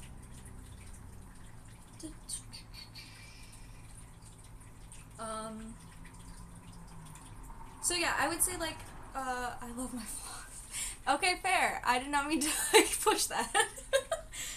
Your flaws are loved. So that's so true. As it should be. Makes me. No, I like that. And you're amazing in every way, my friend. So yeah, speaking of communication, you could be a silent person, but also if you don't know how to communicate your feelings, communicate your, day, just, like, know how to be like, hey, this is what the heads up is, and also this is how I feel. That tends to be a massive, push for me to not want to be a part of it. I think that's my red flag. Sorry, Glitchy Cyborg, you came in when we were talking about what our red flags are. So yeah, I think that's what it is. Because if you can't communicate your feelings, then how do you assume to, like, just be able to have a full relationship? And I think maybe it comes from the fact that, like, I grew up watching a relationship that didn't have communication, and I saw how difficult that could be. because it's just how we do things. And also on top of that, like it's actually way more uplifting, and when you communicate, there's like this sense of like lack of heaviness. Like I think when you don't communicate, it causes like this inner like and it will just sit inside you, where if you just communicate it out, then you could like let go of it and move on and do something different. On top of that, like I think that's just how people should be. Like, it's not even just a female thing. Like, it's just the fact that people have never been. Yeah, I can see that too, but I think that's just based off of also the way your modern, like the way the world works in a way, and also like where geographically how those relationships exist. But I've only seen relationships where communication has always been a problem, and it became more of a problem. And then I would see relationships where communication was so good, and that's what's held the relationship on for so long. And I think that, like, the idea that women specifically are good at communicating is because it's a natural thing to do, but it has been pushed out of the male idealism for so long. Like, then why are you here? Because that's me. I will talk forever. That's so funny. Yeah, I don't know. I think that's what my, like, big thing is. And I think that, like, communication is something that should have always existed. It's just been, like, a way for people to default not having to do it. And it hinders a lot. Like,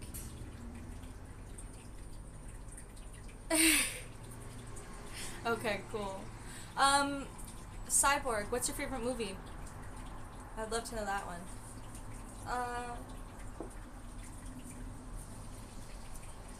That's true. I talk about amazing things.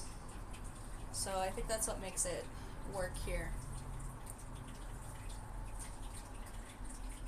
But I don't know. Maybe you should practice a bit of communication. You never know what will come from it, and you might get a lot more good out of it than bad.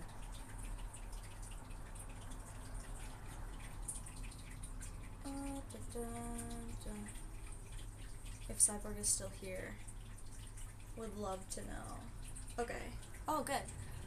What is communication? Would you say a passive person is less communicative than a direct person? No, I think they could be the same. I think it's just how you choose to communicate with your partner in order to create a connection. Do you get what I'm saying? Passive people can be passive, but also they have their own feelings, and therefore those feelings should be addressed because they matter. Like, I think that's something that we forget in communication, is that everybody's mind and everything that's in their mind matters, and when you talk about it, it helps create a more healthy environment for you to flourish, and that's what I like about it. So I can see what you said. But I think it's kind of the same.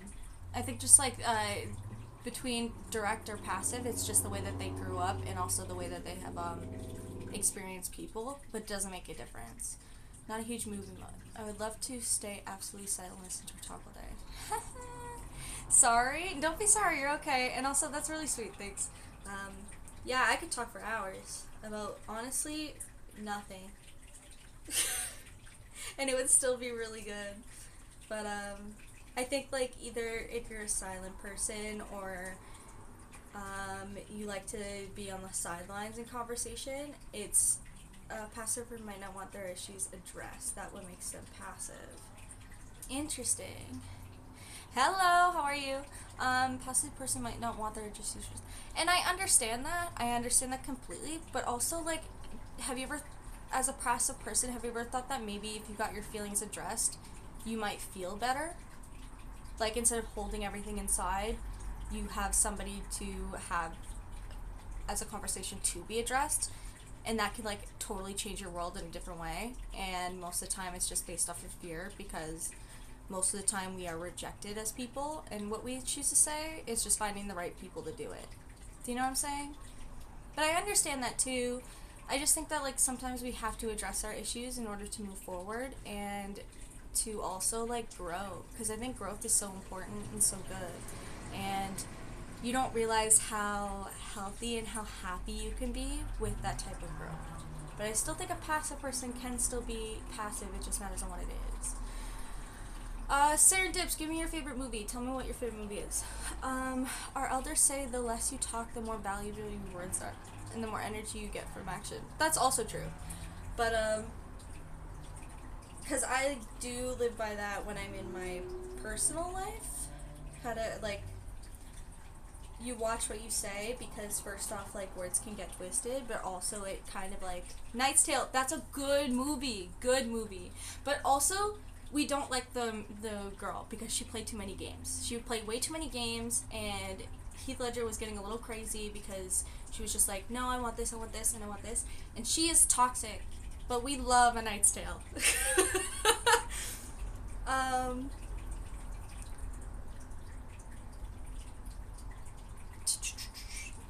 No, but I understand what you're saying too. I think that's also accurate, and I think when you're working in business, like when you're doing business specifically, and when you're with certain people, totally.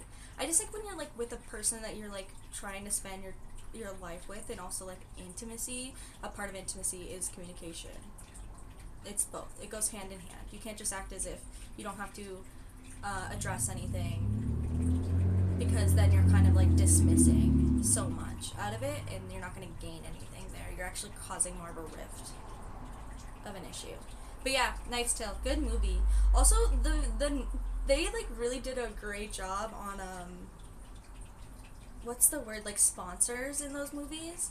Like, I remember the Nike thing where they like took the armor and was like, yes, it's made by this company, and it's like the Nike symbol, which I thought was funny. That's a genius movie. I gotta rewatch that. It also reminds me of Princess Bride a lot. Like, those two kind of go hand in hand, but different. Because one's more of a comedy and one's more of like a good old school sort of deal. Yeah, no, there is. There 100% is. I think like here is very much just like you need to have those types of things, and you need to be dressing those things, where there's been a way of like not having to focus on that. A lot of iconic moments. I like the dance scene where they're learning how to dance. Yeah, it's it's so good. No, I love it. Also the guy who was I forgot what his name is, but he kind of plays like the jester, and he's like blonde hair, but he was in the superhero movies. He played the purple guy. Not the purple guy, was he blue? So funny. They're so funny in that movie. But yeah, there's that whole scene where she's like, I want you to lose for me, to show me that you love me. And I think that's like the most bullshit thing you could do to somebody who just wants to win. Like, he just wants to do this because he worked hard. And you can't just be like, no. Oh, he was. Okay, yeah, I was gonna say, what was that? It's been a while since I've seen it, but it is really fun. You'll have to bring me, I'll have to like watch it again. And also, I know you don't mean any disrespect, you're good. I understand. Yeah, I found that, like, when I was, like, my friend who's from India, like, my best friend, when she would explain things, like, it's so relevant, I can see that. In the West, they say you are suppressing when you are not communicating. In the East, we have yoga and meditations to deal with it. Yeah, no, it's true. Also, like, the way that they use meditation yoga here is very different, too. Like, it can be the same type of study, but it's like, yeah, but also I don't know, I feel like that's a bit of a suffering in silence kind of ideal. And we build the sure. Okay. That's an interesting take. Yeah, it's very different. It's also like the way that we handle mental health as a whole. That can be like such a big, distinct notion for that. Okay, what color? Do I use this dark blue? Or do I use this dark blue? Or this one? 1, 2, or 3?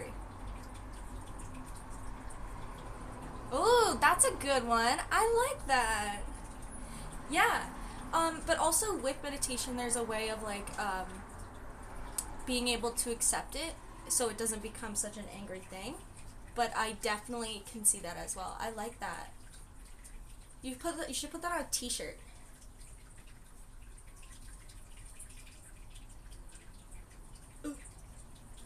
I'm making a hat. I make like crochet projects and then I put them on my Etsy. And that's kind of what we do here. We make art and we share it. What are you making? There are different levels in time. Oh, that's a good topic. Now we're just doing things.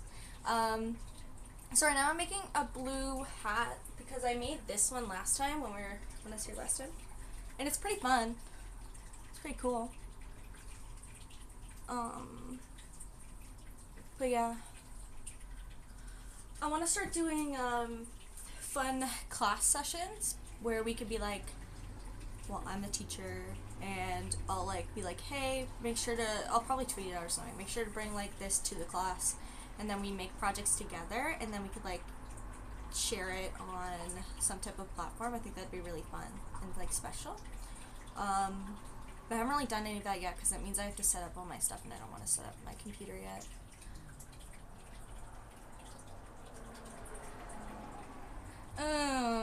I don't know. Like, yes, but no, because like that's also the idea that you're kind of like dismissing things and that it doesn't matter, but it does matter. No, I understand what you're saying, but it's actually because I use fabrics that are secondhand, because I feel like the industry for fiber arts is really it's really like how do you explain it? Like, it's just a mess. Like, and for the amount of stuff that we overproduce, it's just like really bad for our environment. And then you go to like thrift stores and you go to like online, because we have Facebook Marketplace here. You go online and people have like so much stuff overused of yarn that they never use. So it's like, see ya, have a good night. So like I try to use like secondhand and thrifted wool, and then I just try and go crazy with it and see what happens. But I will say that can be a double-edged sword, because then you have like projects that you don't have enough wool for, but you already did all of the work, and then that kind of like ruins it. But I'm just gonna pick whatever color, and then if people want to get it, they can totally get it, which is cool and really awesome. But I put them on the Etsy because I don't wear these. Oh, thank you. Like, I don't wear hats, but also I have my specific projects that I've always really loved, so I don't really need them. But I like making projects, and like I like making things, so I just put it available so if anybody wants them, they could have it, and I'll send it to them.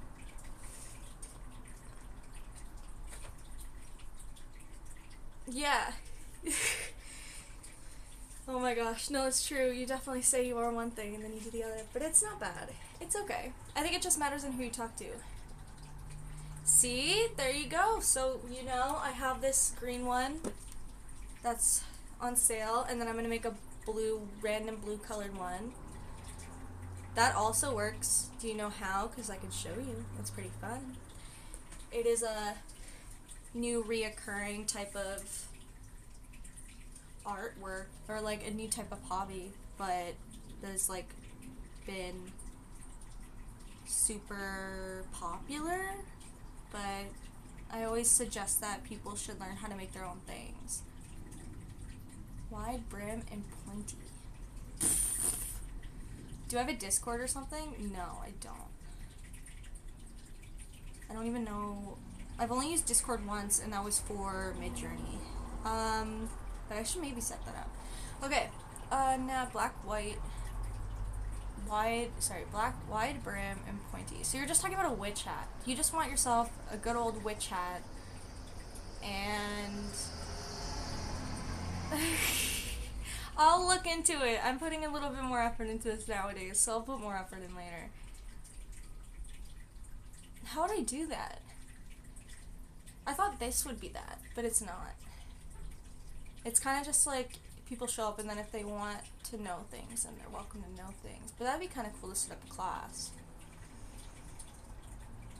If anything, like, I would totally set this up as like a special class day, and like advertise it as a special class day and then tell people beforehand like what they would need.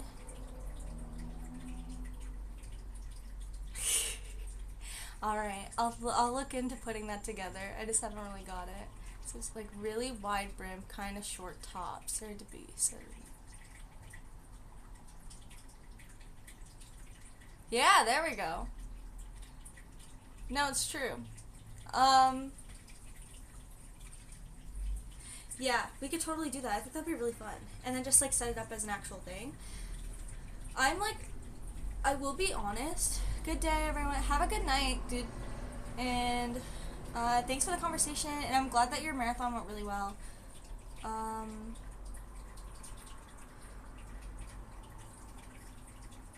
But it's true. I need to put more research into how to set this up as a whole. Because I don't really know how to use any of this. But I just have been here because it's like fun and it's something to do. But I should definitely look more into like how to find ways of setting it up. But also I do suggest when you're doing crochet, it can be a little bit difficult. Hi. Oh, I'm making a hat. Actually, I'll just keep wearing this one. I'm making hats, but also I'm just talking. But yeah, I will totally look into that more and like put in a bit more effort. Well, I'm glad you guys know each other.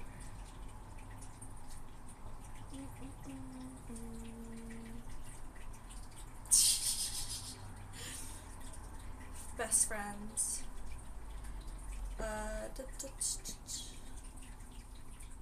So yeah, I'll definitely put more research into it and try and set that up. And then I think like, how would I make it into like just a video, or do I make it into a live stream so that it answers questions just in case if people need them? That's kind of where I'm at. We don't.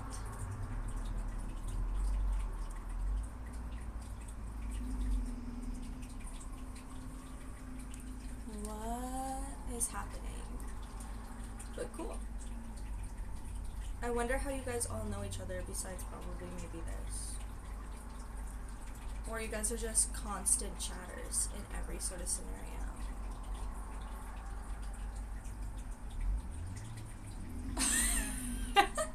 What makes him the man?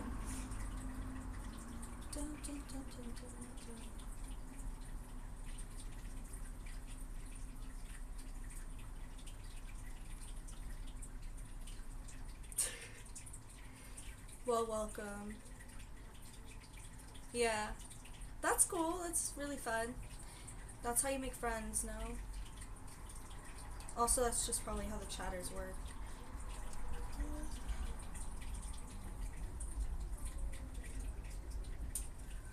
Gravitas. What the fuck?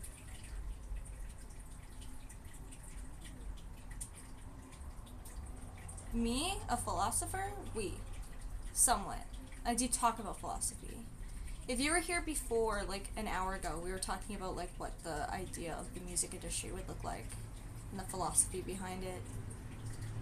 But yes, I am a philosopher. I read a lot of it and I think a lot, so I think that's kind of a given. Yeah, okay, cool. Yeah, we talk about random things that are happening in the world, or just like different types of theories and different types of patterns. Like I find the way that people in general, there's like a pattern, and it's really cool to like analyze it and like what it could become. But yes, I tend to like study that a lot, and I studied film. Like I went to film school, and I'm a filmmaker, so it kind of like goes hand in hand on that notion. So we tend to talk about it like that. But yeah, welcome. We kind of just like, and then while that's happening, I'm like making things because it keeps my hands busy, but also to teach.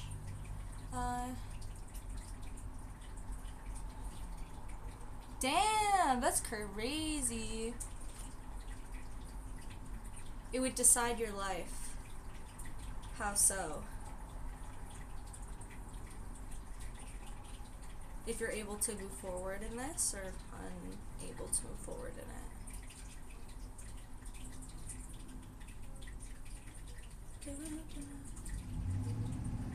ACC. What's an ACC? Is that like accounting? ACC?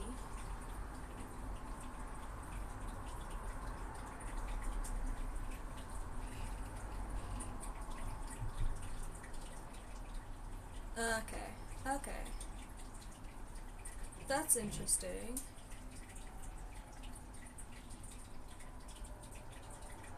I think the word filmmaker is anybody who's a part of a film and decides to make it, but there's different parts. So you could be a writer and call yourself a filmmaker, yes.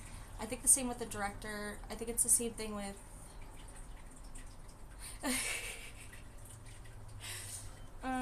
and it's like the cinematographer, yeah. I think it's just like a notion of what kind of thing you explore and what you love doing. But you definitely have a position in a movie because there's like so many people in there. That's cool. Yeah, Cyborg, make your film. I wonder what that is. But, like, my structure was, like, what I studied and what I do is editing. And then, but I would say I'm a filmmaker because I pretty much, as an editor, you put the film together and you make it into the pace of what it's going to be. And therefore you are a filmmaker. And it's just a type of industry. But, bye. It was nice to meet you. And then, now I don't really do editing anymore besides photography editing. So it's, like, different. I don't know. I just think that, like the media and, like, what we consume has an underlining theme with whatever's going on in this current time without even meaning to. And I think it's all like a sense of good luck. Thank you for letting us know that. That's so helpful. Best of luck. Good luck, bud. You'll do great.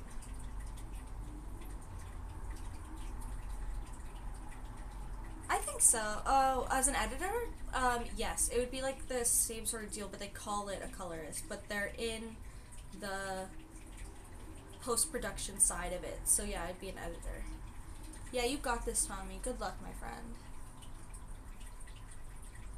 But yeah, a colorist is definitely part of the editing suite, an editing team, and the post-production side. So I would consider them an editor. It's a very distinctive and specific type of job, though, which is so cool. And that's like one of my, I love color, like working with color, it's so cool. That's usually what I do for my photography nowadays, is working with coloring and like pop kind of art looks in a way, but like a new modern version of it. So yeah, that was cool. I love how Tommy just came in here and then he left. I use a Sony A7 Mark II, so it's a mirrorless camera. It's pretty old. I got it back in 2018. I think the third Mark is out now, and that's like the newest version. But it's a mirrorless and like holds light in such a specific way. Beautiful camera. I think I like bought it after my graduation, and then I kind of stopped using it for a bit, and then last year I got really into taking photography again, so that's kind of where that all sparked. I use the kit lens. I've never bought another lens. The kit lens is perfect because I know how to edit lens work. Because essentially, nowadays, if you know, software now can like actually manipulate it to look like a different lens.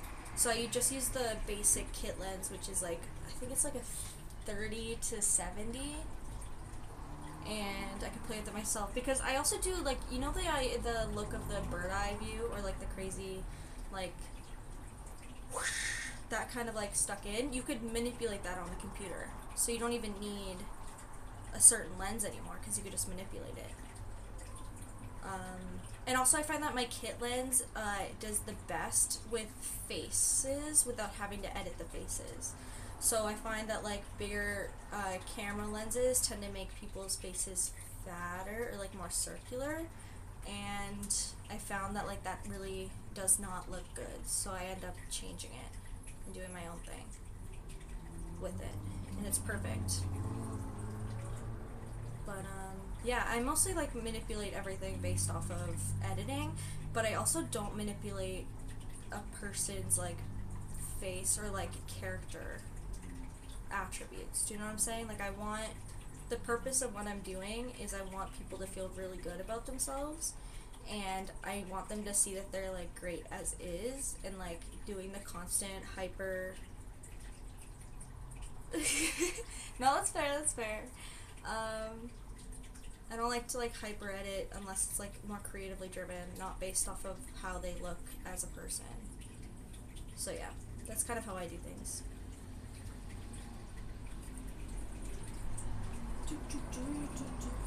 Why do you know so much about this? Is that like your thing?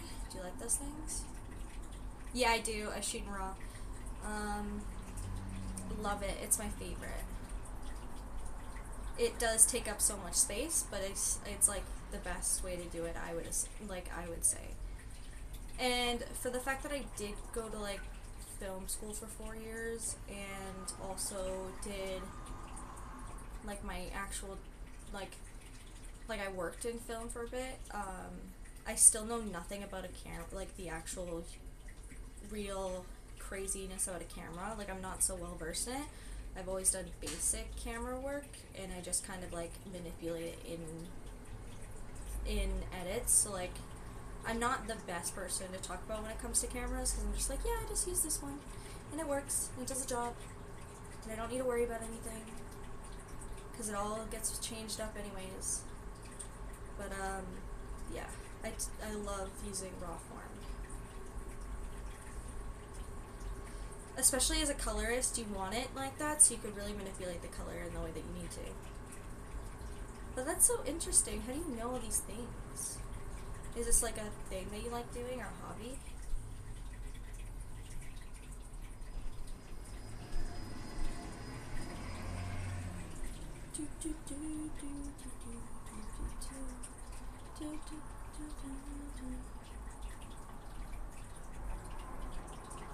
Ooh, I don't use LUTs, but I do have LUTs I can share, like from school. But I personally have never used a LUT. And I don't have it on my brain right now, but I could definitely like put it somewhere. I don't know where I would put it. Not on Twitter. Maybe Instagram? No, I could put it on my Beacons page and then just like put the links on me. Like, put it in my links, and you could look at it at some point, and you could just have it. But I don't use LUTs because I just find that they're kind of a waste of time.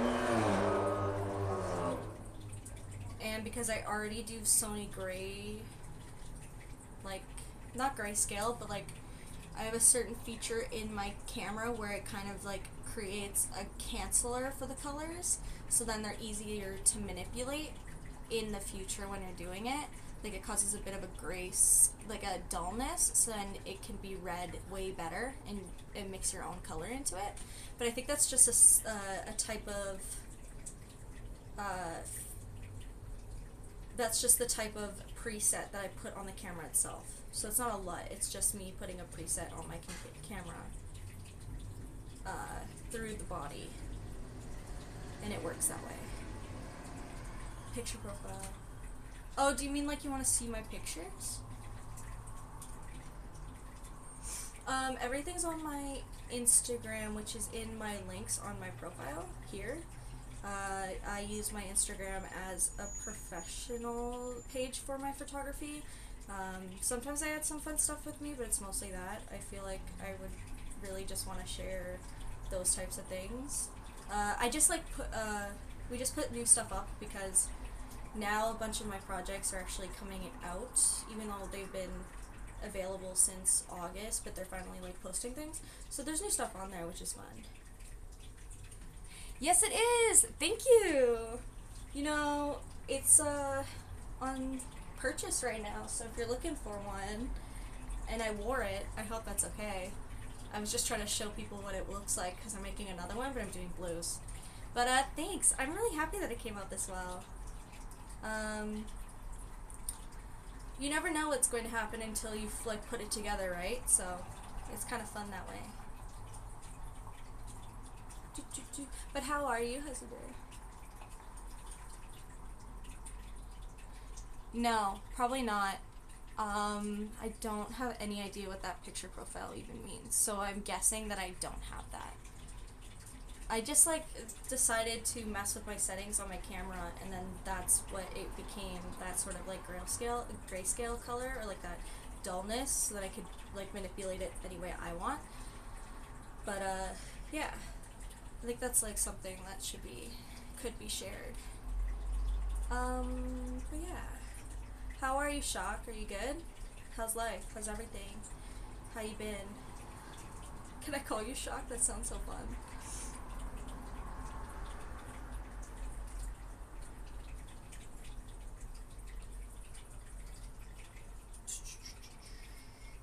I wanted to do blues today so I could finally get rid of all my blue colors. And also because I'm not a fan of light blue, but I have a ton of light blue, so I just thought I would start using that, and then I can move on from it. But it's going to be another beanie. And then I want to try and do a bucket hat at some point, but I always get so confused with bucket hats.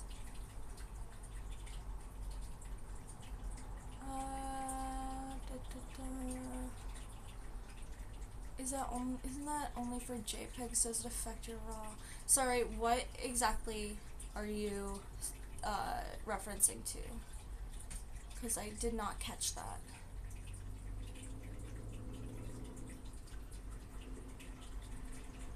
I don't think it personally affects anything, because I've only ever shot in RAW, and I noticed that it does like work for RAW format, but I don't do JPEGs. But I do find that when you decide to batch JPEG a RAW, so like I've been working for longer hours every day. It feels like ironically feel better than ever I am. Okay, that's cool.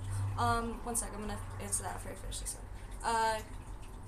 I find that when I do batch editing or like batch transfers to make it a RAW into a JPEG, it does change the color theory. But I don't see a massive difference. I just see a light change, like the color change. Sorry, not the color, the lighting. Like it gets a bit darker, and I usually go for an overexposure because it helps blend out faces way better. So I've only ever seen that type of difference, but not a color difference. And then I've been working longer hours every day, it feels like. I ironically feel better than ever right now. That's pretty good, though, for the fact that you've been working really hard. Maybe it's the sense that you are working really hard, so you're working off adrenaline. So just make sure that you're, like, taking rest as well, right?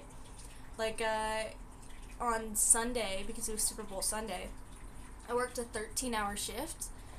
No break. Just didn't feel like getting a break because it was so chaotic.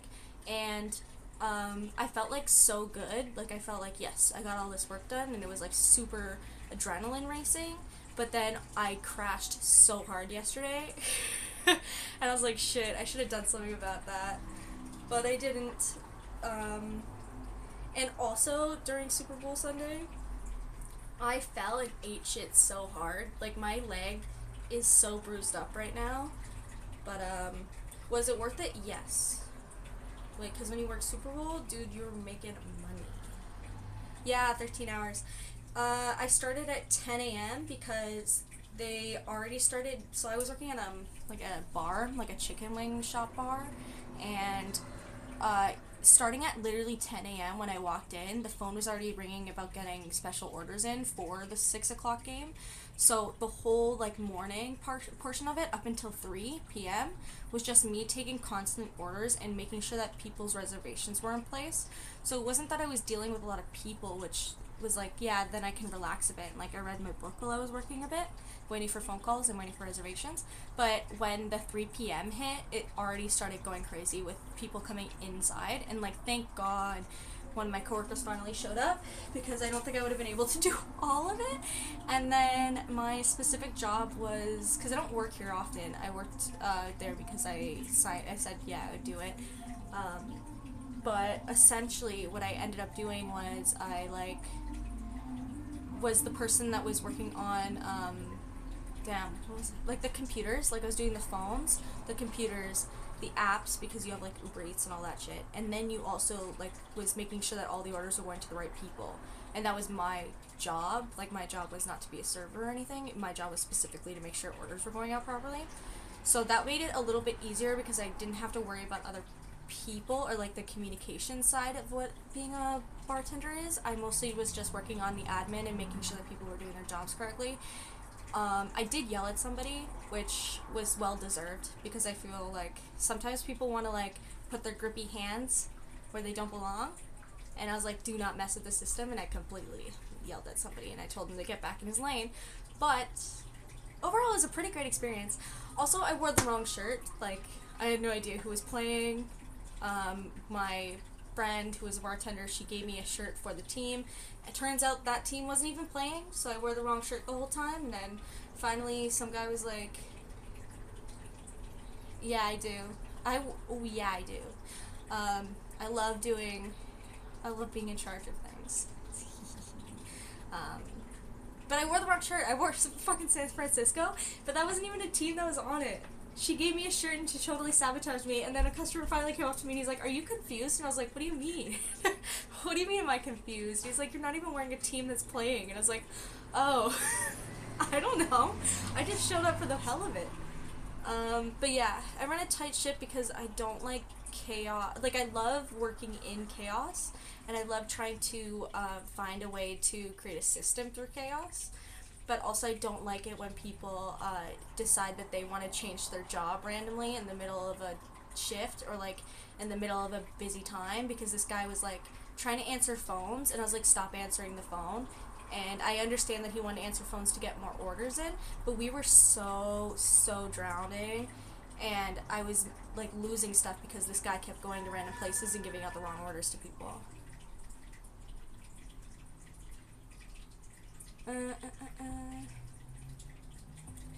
There were more Eagles fans. So I'm from Canada, so it doesn't really apply to us, but there were more Eagles fans at the bar than there was Kansas City, and like a lot of bets were specifically for the Eagles, not Kansas City. But yeah, I thought I was wearing a Kansas City shirt. I was not. I was wearing San Francisco. And I was like, had no idea. Was not paying attention to it at all. I was just like, yeah, cool. But I think that's a given for the fact that I don't really pay attention to sports to begin with. Except for F1, but the F1 isn't really it's a sport, but it's not really a sport. It's just fast cars and pretty men.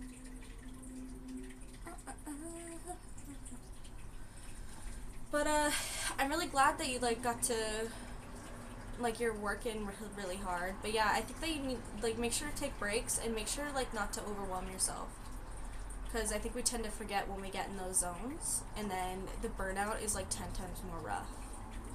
Pretty men.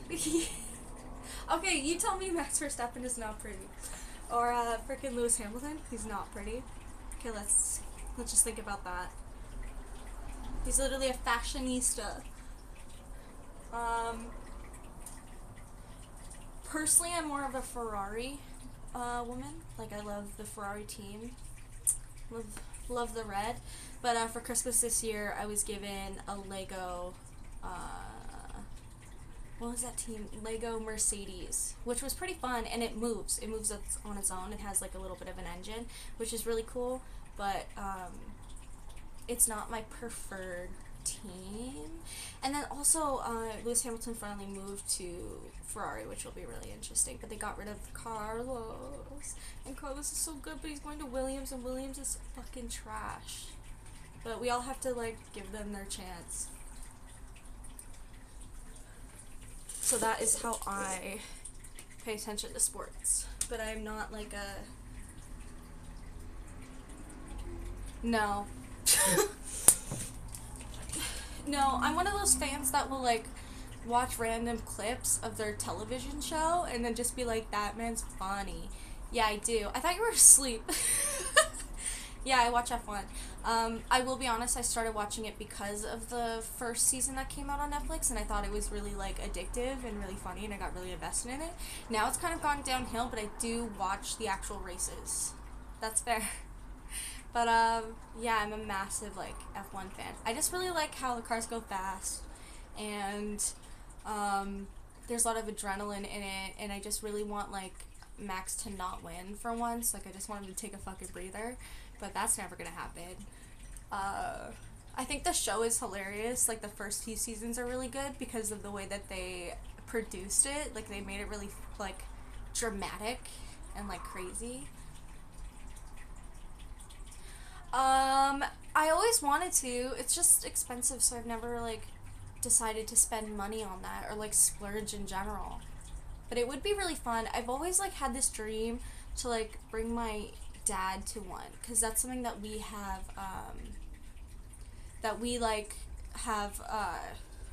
a relationship about, like, that we really both love watching F1 and we, like, care. So I feel like that's something I would really want to do, is bring him with me as, like, a little, like, thank you for being a great dad and stuff. I think that'd be really nice. But I've never, like, been able to splurge on those types of things before, so it's kind of, we'll see.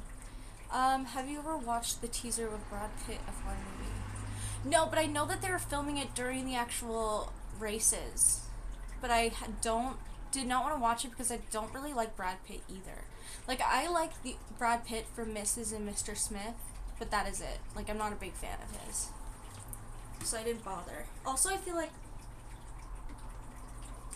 why did they choose him out of that movie? Like, they could have picked so many better people, but they chose him. And I think, like, the best car movie that I've seen is Ford versus Ferrari. Like, that's my favorite one, besides the movie Cars. Oh, cool. I like Maverick. I liked Maverick more than the first Top Gun. But I think that's because there was less of Tom Cruise in Maverick.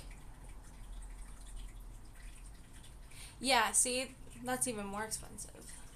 But it would be a cool thing. It's a dream. It's a dream. I think I'm more focused on trying to pay my rent most of the time, but, like, that is awesome. One day. But one day I would hope that I wouldn't even have to pay for it. They would just give it for me for free. But that is my manifestational dreams.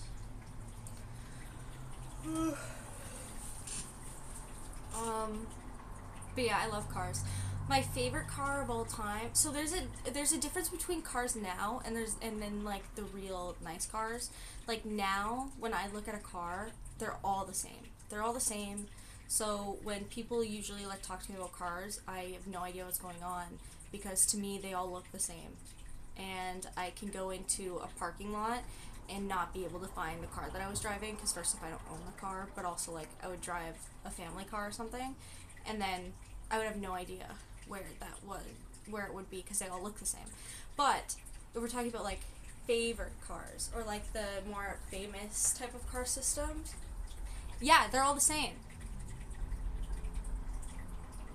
Yeah, I would say, or I just become, like, incredibly, insanely famous, and then they just give me it for free. But, that's a pipe dream. Every car's an SUV now. No, you're right, they all look the same. And they're all SUVs, and there's nothing creative about them. Same as trucks. All trucks look the same. So I get really confused in a parking lot when I try to look for a car that I was driving, because I have no idea. But my favorite car is the Chevy Corvette 1964, I think. And it has to be, like, a black exterior and then a tan interior. Ooh, that would be cool. I don't know, I think if I just showed up, they would just let me in there. It's just a matter of how that works. Because I've definitely showed up to random things and they let me in it. Like, one time, so we have TIFF here, Toronto International Film Festival. One time I dressed up really nice and had a camera, and they let me into an after party, and I got to meet Dev Patel before, and one of the guys from Game of Thrones. That was the year Jojo Rabbit was out, but yeah, if you just walk into something and you look nice, they usually just let you in. So, who knows? Maybe that'll be something I'll do this year.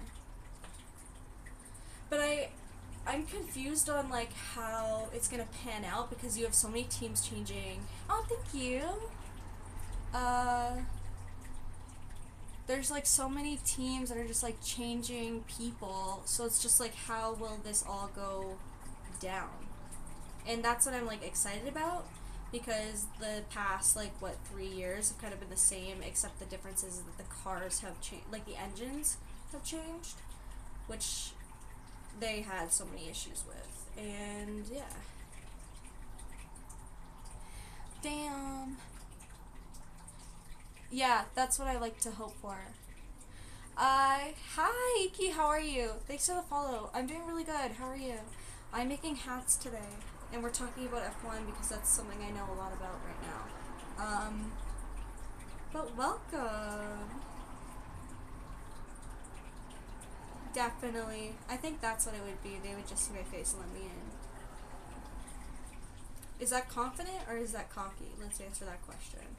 Nah, F1 runs a tight operation. You press fast to film anything. I know. It's so depressing. I'll find a way. I'll find a way and then I'll tell you about it. Ooh, that's cool. Take some rest out too, though. But a client illustration project. I wonder what that is. That's really awesome.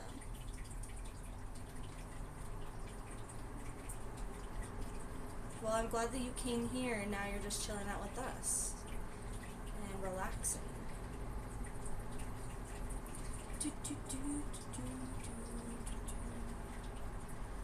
We're do I like digital arts? Yes, I love digital arts. I am not really well versed in it, besides in my personal photography I've added digital art to it, and I've done like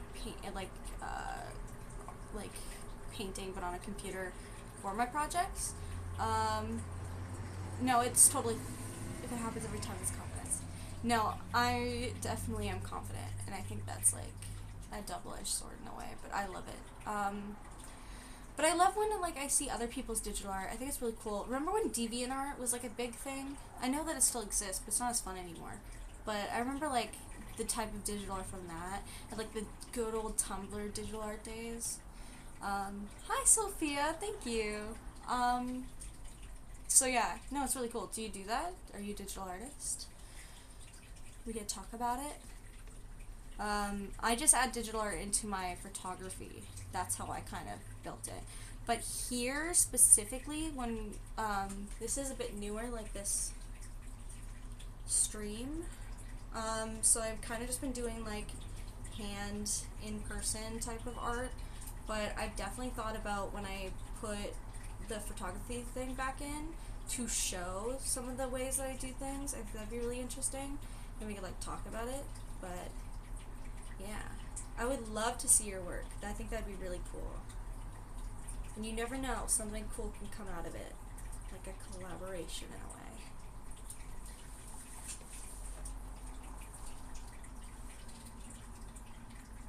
Oh, since December.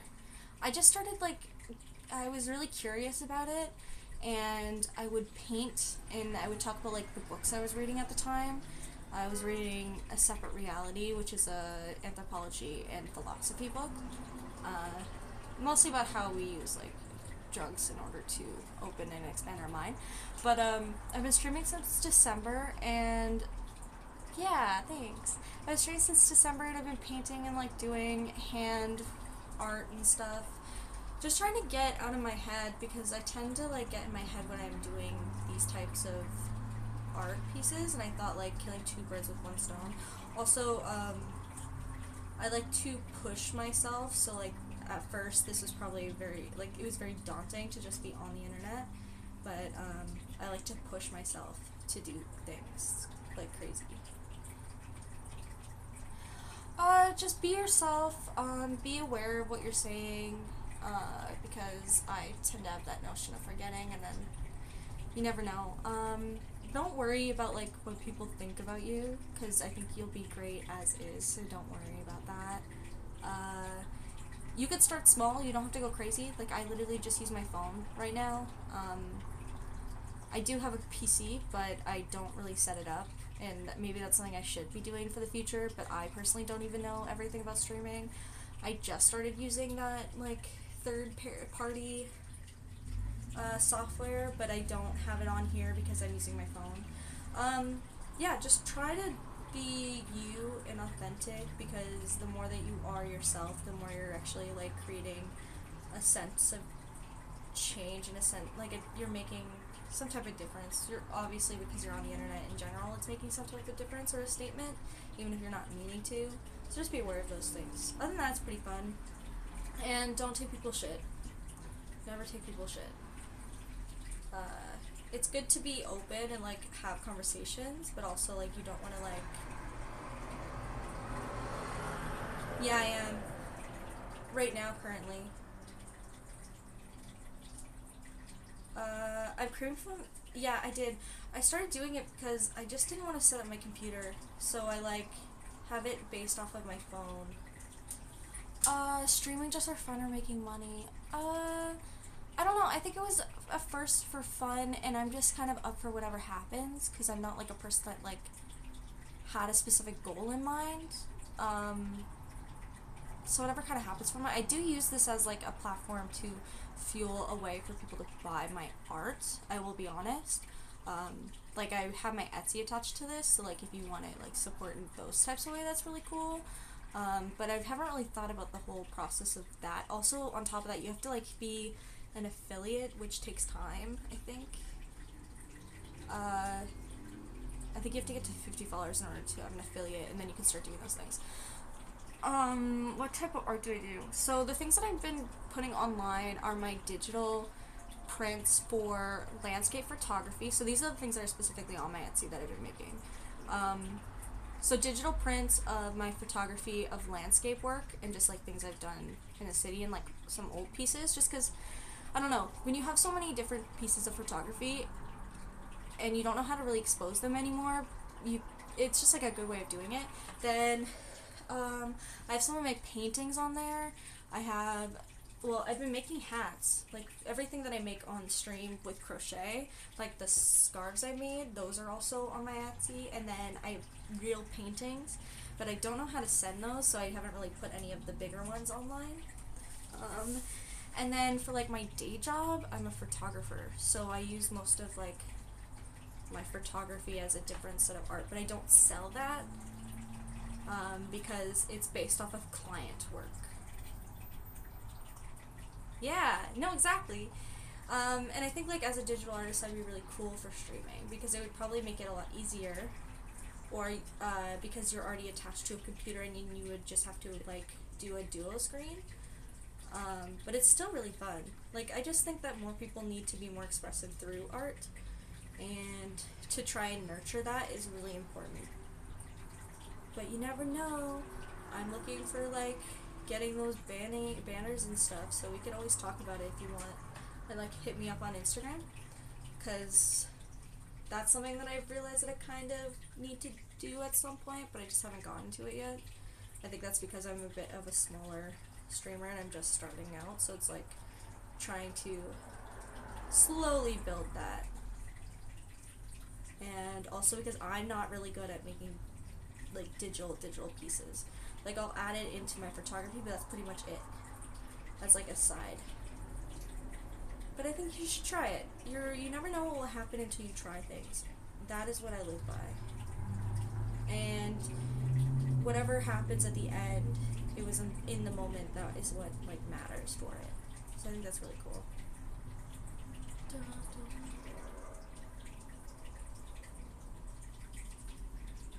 And also, like, you don't have to have a specific, well, it's good to have a specific niche, but also you don't need to, like, mold yourself into what other people are doing at all. Like, I find that sometimes I get pressured to be a certain type of streamer because it's what sells, but I feel like I'm not a person that would just play games and start yelling for no reason. Like, that's not my thing. And also, I don't really play a lot of video games, so there's no reason to pursue those types of notions, even though that's what's been asked of. So just remember to hold your own.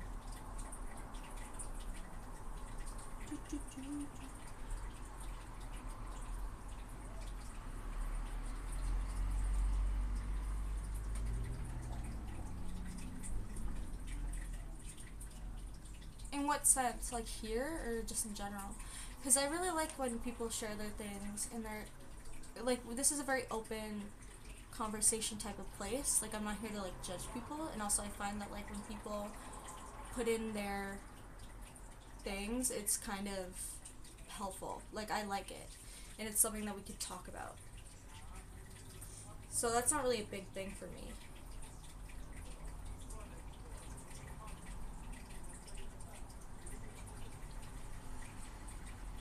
So yeah, go ahead if you want to. Either here, you could probably like DM me on Instagram too if you really want to do that. But whatever works for you.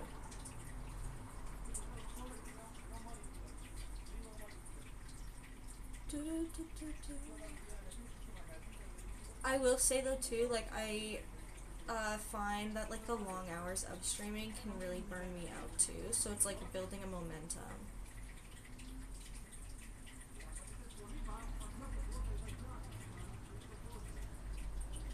Yeah, I know. I don't know how to do any of those things. And then on the I'm using yeah, sorry, it's in my bio. It's on my beacons, but it's underscore RYNNW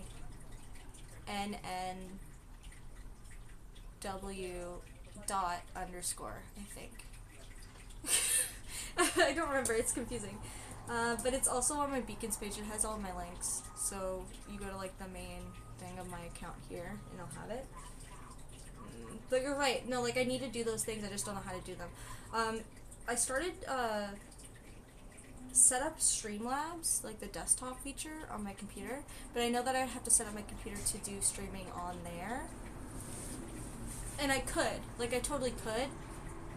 It's more so just about like if I want to play it off my laptop or play it off the PC over there, but the PC over there I would have to do all my work on that side, and I like the sun over here, so it's sitting on my PC here. I mean my laptop. But you're right, no, that's totally things that you have to look into. Yeah, no, it's a great suggestion. Thanks, Sophia.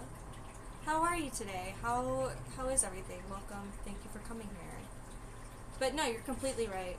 I just like don't know how to do any of that. And also, again, I'm not much of a digital artist. And then when I use the Streamlabs, when I try to put a theme in, they like charge me for it. So that's a lot of research. Both. I have both. Like I have it attached to the online version, but I do have the desktop, and I usually use the desktop version. But right now I'm on my phone, so it doesn't work the same. Like you have to do it based off of your computer.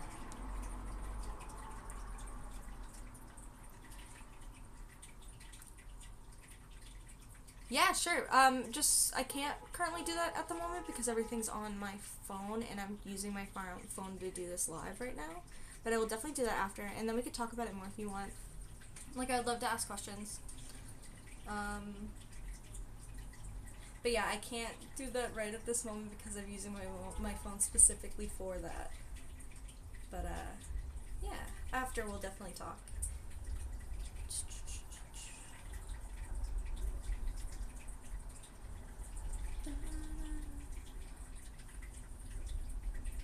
So it's just about like okay, cool. Thank you. That's really nice. Thank you for your help, and also thank you for your patience with that. That's really nice.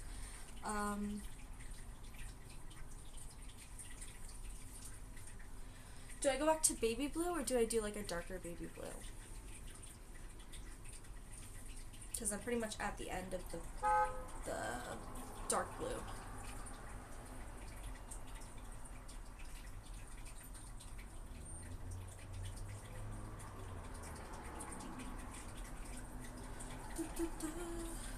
Cut this.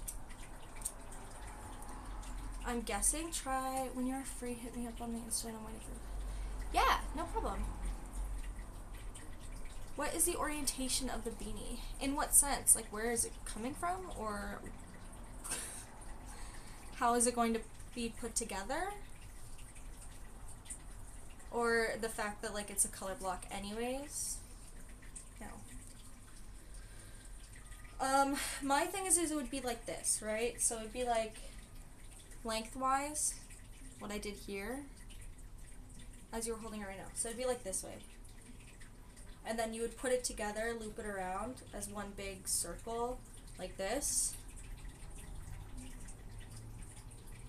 And then that would make the hat, like this one.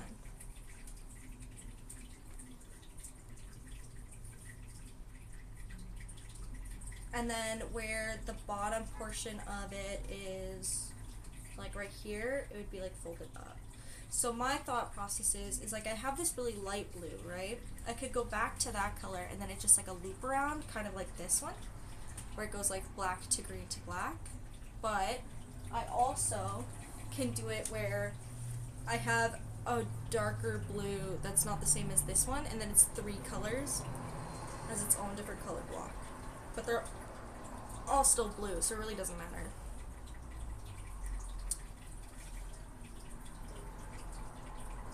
Yeah, I do. It's all on my Etsy page. Mostly just because, I don't know, I don't really have a purpose of keeping these. And if anybody actually wants to have them, they're welcome to have them. And I kind of add things as I go. Oh, you mean this blue? You want me to use this one? Okay. I don't have a lot of it, but we could definitely use the other blue.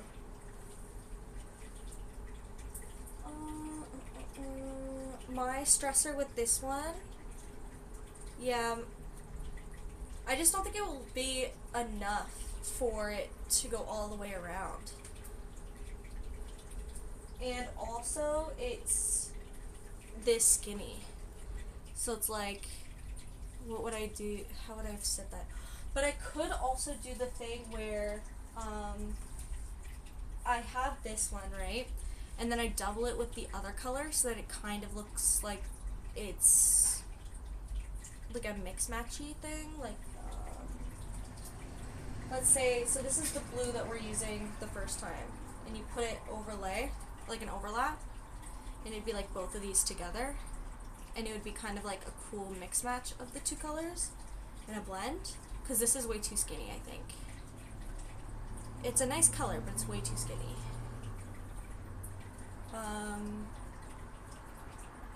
Whereas this blue is a different kind of blue, so it still would stand out differently, but I don't know. Yeah, it is. I live in the city. That's just how it is here on a main street. Yeah, you think? You want me to do the double? Okay, I'll do the double, and I'll mix it with this color, because I think it'd be really cool this way. And if it doesn't work, we'll just tear it apart and restart that portion, because that's not a big deal. And we got time. Yeah, I know. It's just because I live on a busy street in the middle of the city. So it's going to happen, and because the room is so quiet, it picks up the noise really fast. So it just does it. It just exists. That is a part of the charm of it, the niche. Now, okay, let's see what this would look like.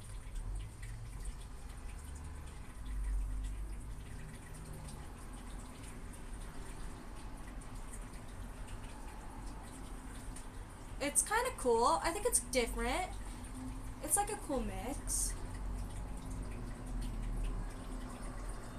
Yeah, I didn't know that was an option either, but I feel like it's still gonna look kind of interesting either way.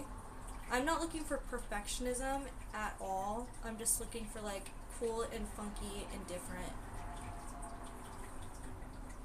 Literally no, because it will dox me so bad. There's no way.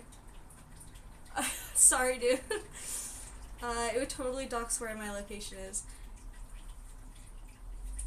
Yeah, I'm surprised too, because the first thing everyone asks is about the noise of the fountain. Or maybe Yuki just really likes that sound, and they never thought about it. No.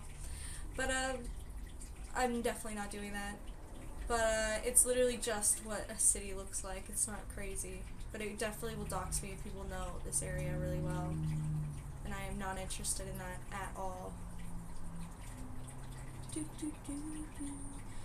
Okay, it's already kind of cool, and it's a darker blue. Oh, sorry. It's a darker blue, too, so it kind of, like, mix and matches. And I think when we put the two together, like, when we wrap it around, it will have a significant difference, which I think will be really good.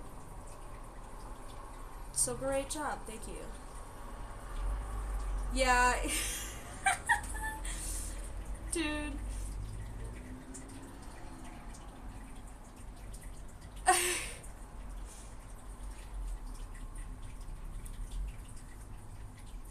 Cyborg doesn't like water because he'll probably get messed up that way.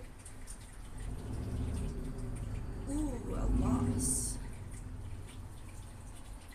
Let me see something.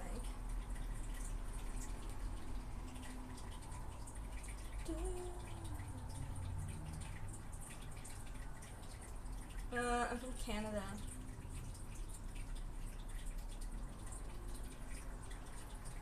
Born and raised Canadian.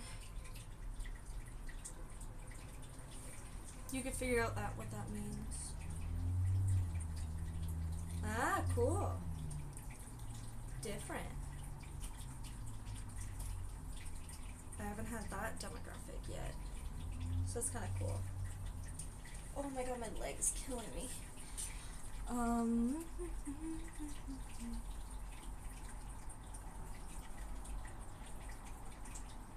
You'll have to figure out what you guys are saying to each other. Not much. I do not know much. But to be fair, I don't know much about lots. She's about to be an American. Okay. Are they really gonna allow that anymore? I thought they were trying to push people out of America. I didn't realize they were now accepting people. Definitely trying to cause a rift between us.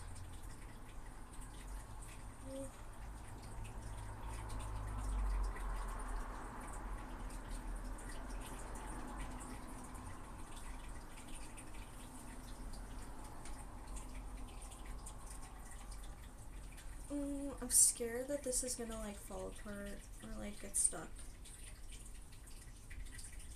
Yeah, he did, which makes no sense because it would be not just the 51st straight, it would be up to the 60th because we have provinces and places. No, it would not. No, it would not be cool. No, it wouldn't. We're way better than them in so many ways. There's no way that would happen. That man is senile and he needs to be put down.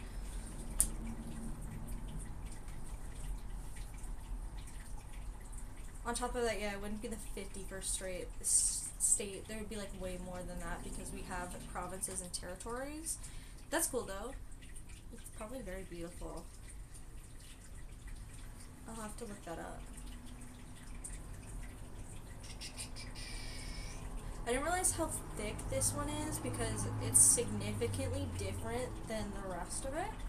You know, we're gonna just live with it. That's an interesting question.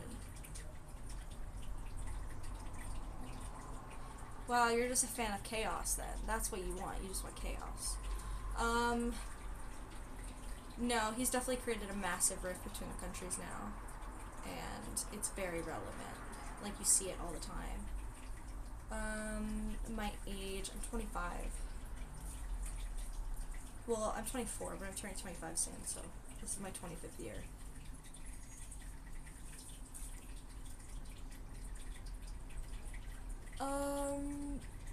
Do I?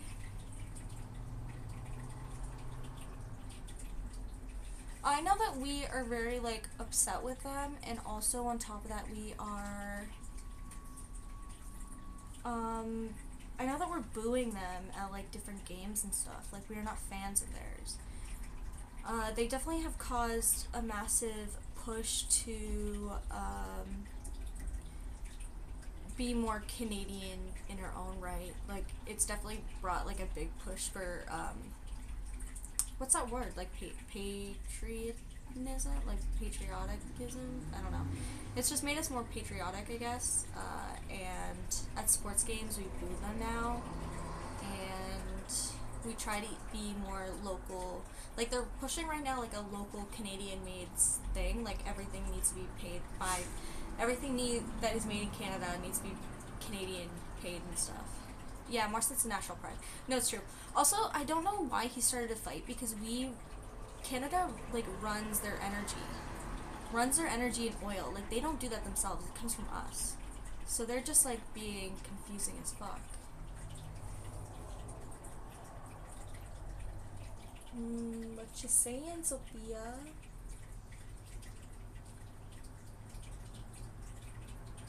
Oh, cool. Yeah, they're definitely just trying to. But to be fair, he got booed at the Super Bowl, which was funny. Even his own country doesn't really like him, which is insane for the fact that like he got picked. But was that rigged? Probably. Yeah, both. So both are big Canadian industries, and America runs off of our energy hydro and off of our oil, off of our gas as well. So it's like he pretty much has created this big issue of like if he decides to do that, we are going to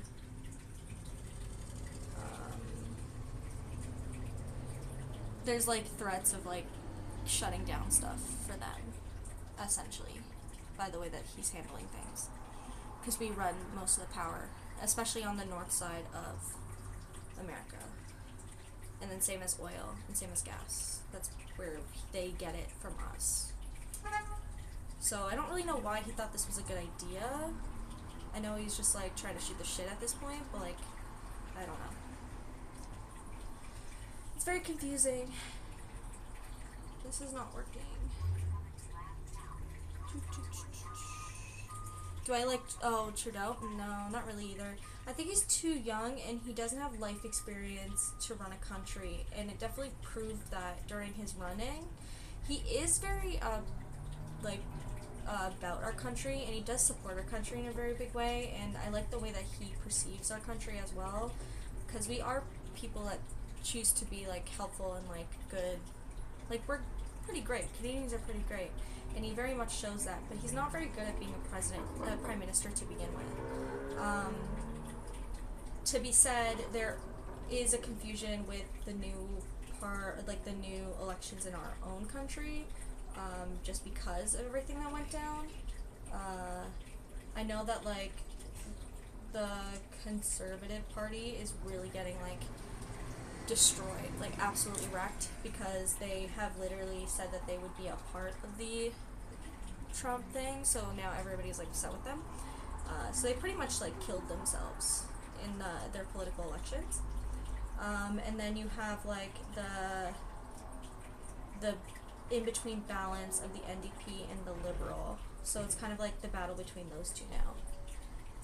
Yes, I am. I think voting is really important, and you should also vote, like, strategically in a way, in order to help better our future.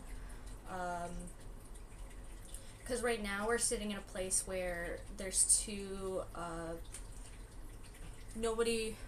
there's a big emphasis on, like, pushing out the Conservative Party, but also there's the idea of, like, how do you push it out in order to create a good change, because the two that are, like, conflicting popularity-wise and, like, what actually people want, there's the NDP and then there's the Liberal Party, and they're at a 50-50 difference, so it's, like, there's a really big notion in order to vote in a way where it's okay whatever one you choose, but, like, there's a massive, like, push of, like, getting rid of a more conservative run base, especially in Ontario, because our Ontario,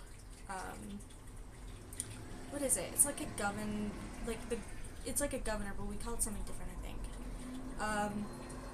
He really fucked up the past 4 years, so they really want to push out a conservative lead, which is really interesting. So it's good to be, like, aware of what you're voting for. But yeah, I do vote, and I do promote it as well. I think people really need to learn to vote and stuff. And also, it does create a difference. It's just the fact that, like, we have seen that sometimes the difference isn't like properly valued, but I think it does deserve it.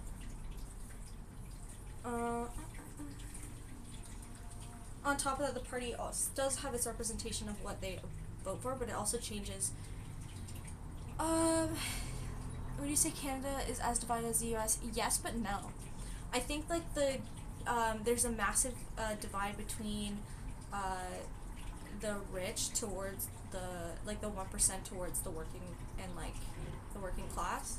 I definitely think that that's existent, and it exists in both countries, and it's really relevant. But I think that exists everywhere. Like, there's a massive divide and push to like change that type of narrative, based off of political division of like what people want. I would say so too, but it matters on the province and territory. So I will say that we have a bigger push of having more of a liberal-sided like conversation. Like, we're very much like in that notion that we respect that type of way of thinking compared to the conservative of it all, and especially because the past few years have really showed that the difference between who actually cares when it comes to this political system. But yeah, it's just very different. Like, you have to be really careful, I guess. And the divide will always exist, I think. It's just a base of the divide of people who can advocate for a difference and people who don't want change. And I think that's always been a divide throughout everywhere. People who want to keep it the same, people who don't want to keep it the same, and people who will fight for that sort of thing. That's a good question, because I don't really know. I was a liberal once. What's the biggest provinces, and what side does each province lean? I don't actually know. That's a good question. Right now we're doing our provincial election, so we know what, like, as in Ontario, what is our highest rating, our highest thing. The past election we had a massive conservative push, but it was again because of the fact that people are so divided between NDP and Liberal that the imbalance of choosing between those two pushed the Conservative Party like bigger, but now there's a massive like NDP push in Ontario. So I think it's more so like that, but I don't know what other provinces would be. I definitely know more of the Wild West versions are definitely more conservative, but they do keep more of a liberal type of party. I think that's very like normal for Canada, that we deserve that. But I think the conservative push has kind of been broken down since the conservative parties have really come out and just made big conversations about how they support what's going on in America, and that has been a big like awareness of how we choose to look at things. So it's very interesting. Like, we got to see what it would be like from the other from another country, and we know that what it can lead, and we choose to try to like go against it, I think, or like try to find a better way. Especially because now we're kind of like enemies with them, like, for their bad behavior. I think it'd be really funny if, because we have the energy plants, that if we just start like turning stuff off randomly and then turn it back on and then just like mess with people for a little bit. I think that'd be really cool. Yeah, no, it's totally, it's accurate. I think it's because there's the sense that more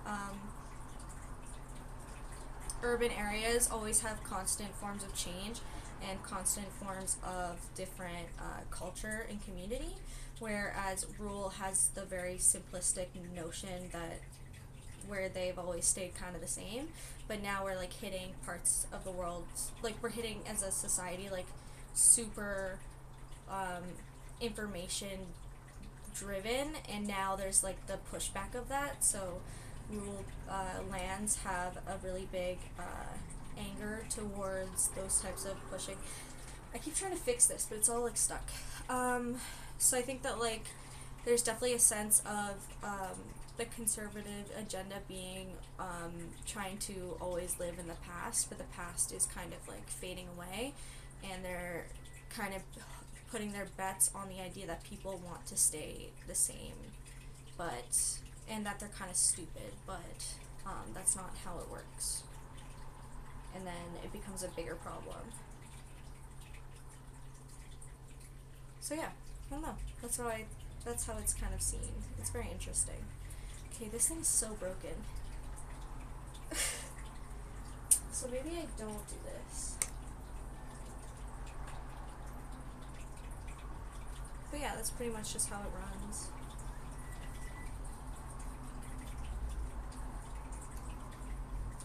Oh, well, okay, so the French Canadian, Montreal, they have their own political party, and they've always voted for their own political party. I think it's like the Quebecois or something, but they've always done their own thing. And they probably have done other stuff, but it's more so they're very focused on like making sure that their way of life is still existing, so that's why they always try to put in the political party of their French one. Because there's like 5, I think, in Canada. There's Conservative, Liberal, NDP, Green Party, and then the French one. So they always like, there's a lot more of like an openness for all of those parties and a place for all of them. This thing is so fucked. This is so fucked. I don't know how I'm gonna fix this.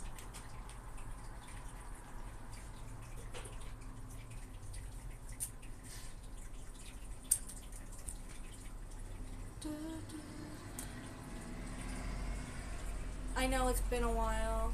I guess nobody needs them right now. But you say that and then it's gonna be so loud again.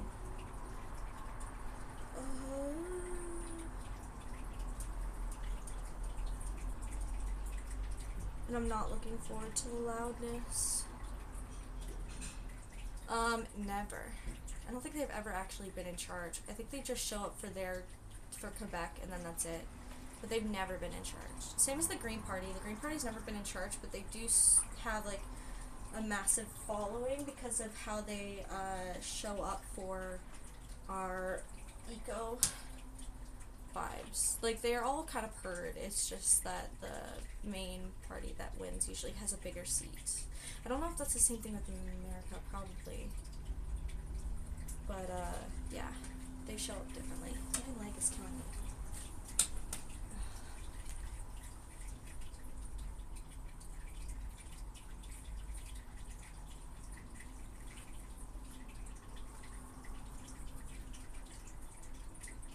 But they're funny. The French are funny.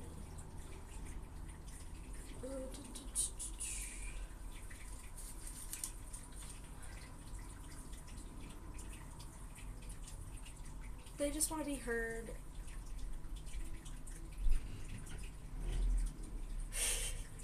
That's good. I enjoy. That's what we're here for, and it was totally intentional. So intentional. That's how it goes. This yarn is so thick. It's so funny. Like, this is so thick compared to the other one.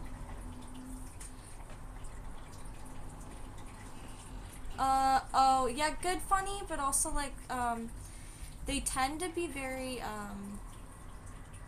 about themselves, and I understand the fact that that's because they're, like, not like other girls in this country, but, it's just a little bit too much. Like, they get really, like, prejudiced when you're not French and you go to Montreal, or, like, you go to Quebec, and they get very, like, rude about it, and they specifically put you in a spot to make you look bad. So they're very interesting. Like, they get a weird rep. Is that a thing? I didn't realize that was a thing. Oh my god, my back is killing me.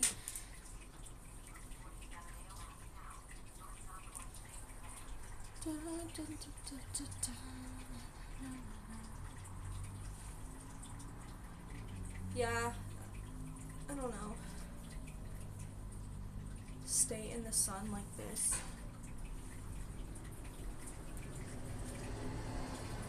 Just my body hurts. I think I'm gonna end this soon. I was kind of like hoping. I feel that's very French of them. No, it totally is. It is their way of life. They always have to be kind of a bit of an asshole. But we appreciate it because without the French, something wouldn't have happened. I just don't know what it was in the history. I saw all the French Revolution. We would have never had Les Mis. Les Mis is a great musical. Oh, we're hitting the end of this like dark blue.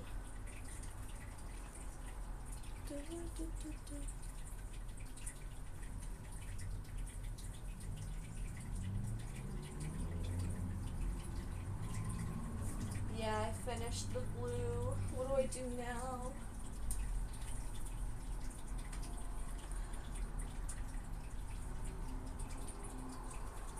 Let's just start adding random colors in and make it work.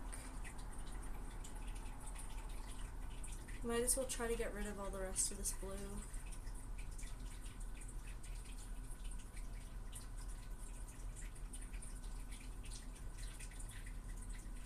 I don't know, I just think that everyone wants to try to start fights with people because they think that they're better. But then at the end of the day, you kind of need each other, and instead of admitting that, they rather just like have a pissing contest about everything. And it's childish.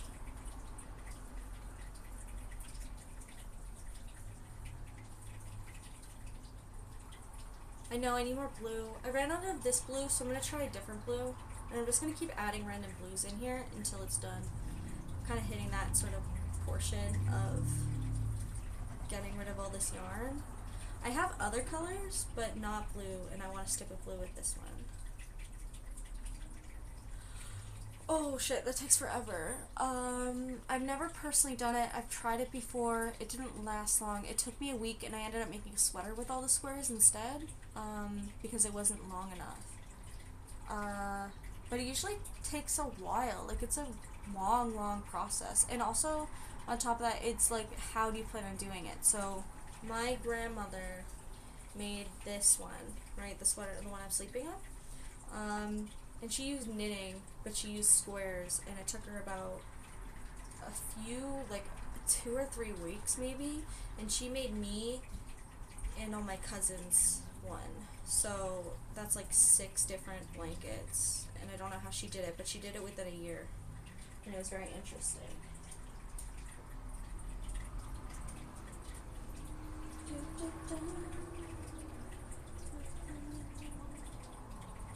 Trying to get more of these colors.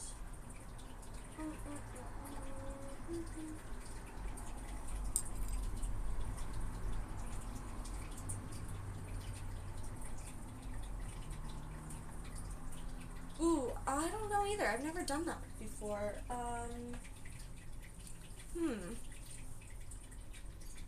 Like a thick jacket. Probably the same amount of time as it took me to do a sweater, so about a week. It just matters on like what your time management skills are. Because I made a really big sweater once, and that was like a week long of work. And it was all squares, so it was like you're doing the same thing over and over again, and then you put it together as one whole piece. Like, for me, I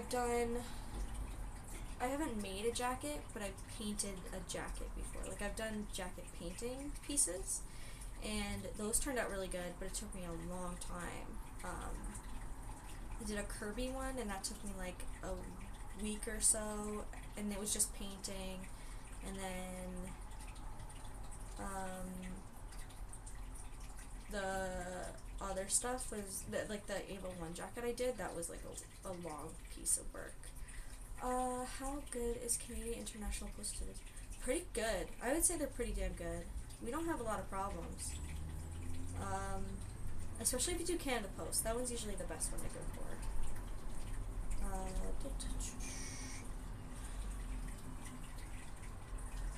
I know that like my friend is sending me a bunch of stuff before the tariffs go fully into place because she lives in America, and she's like texting me being like, hey, is there any kind of snacks or something that you want before the tariff happens? So we'll see how that goes. But yeah, Canadian shipping is fine.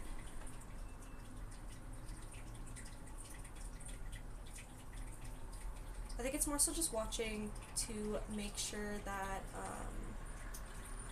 the tracking is working and running smoothly. And then once that's all figured out, you're pretty much good to go.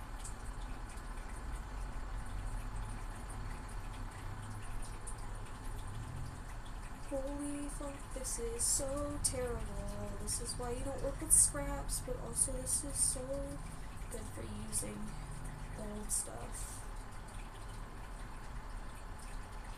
How much will it take to make a jacket then? What are you asking for a jacket? I don't know. I've never done it. I think it would just be something I'd have to learn and then go from there and then see how it would go. But then on top of that, you're talking about like the material of it too. So you would be like, the amount of money you would have to put into it will be very different. Holy fuck, this is bad. Come on. There, that one's done.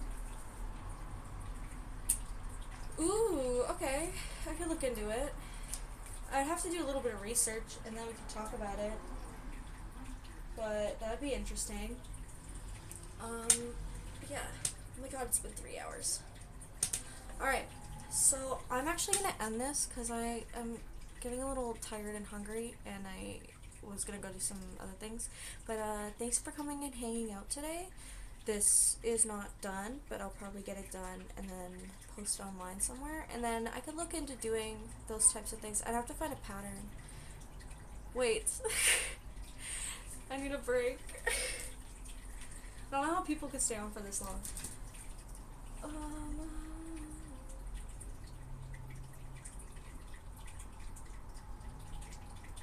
Yo, what's up? Bye. Dude, Vinya, I'm literally about to like close up, but what's up? How you doing? I've been like making a hat today, but I was gonna go eat dinner.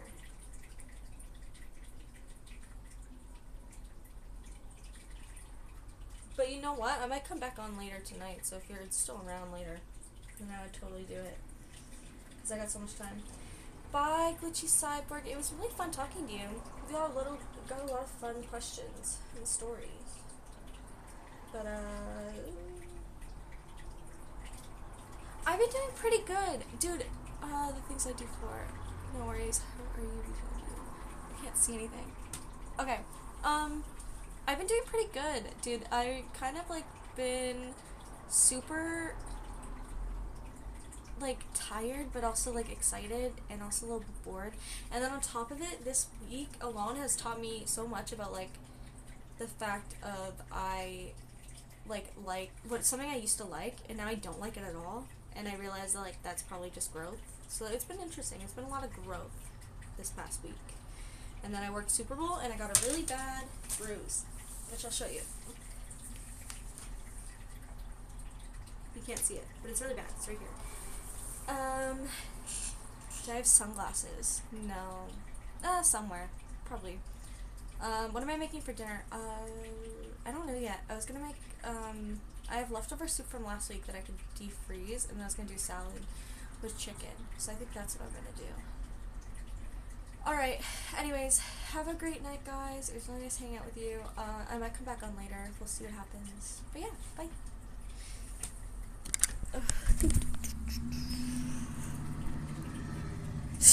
Later, see ya.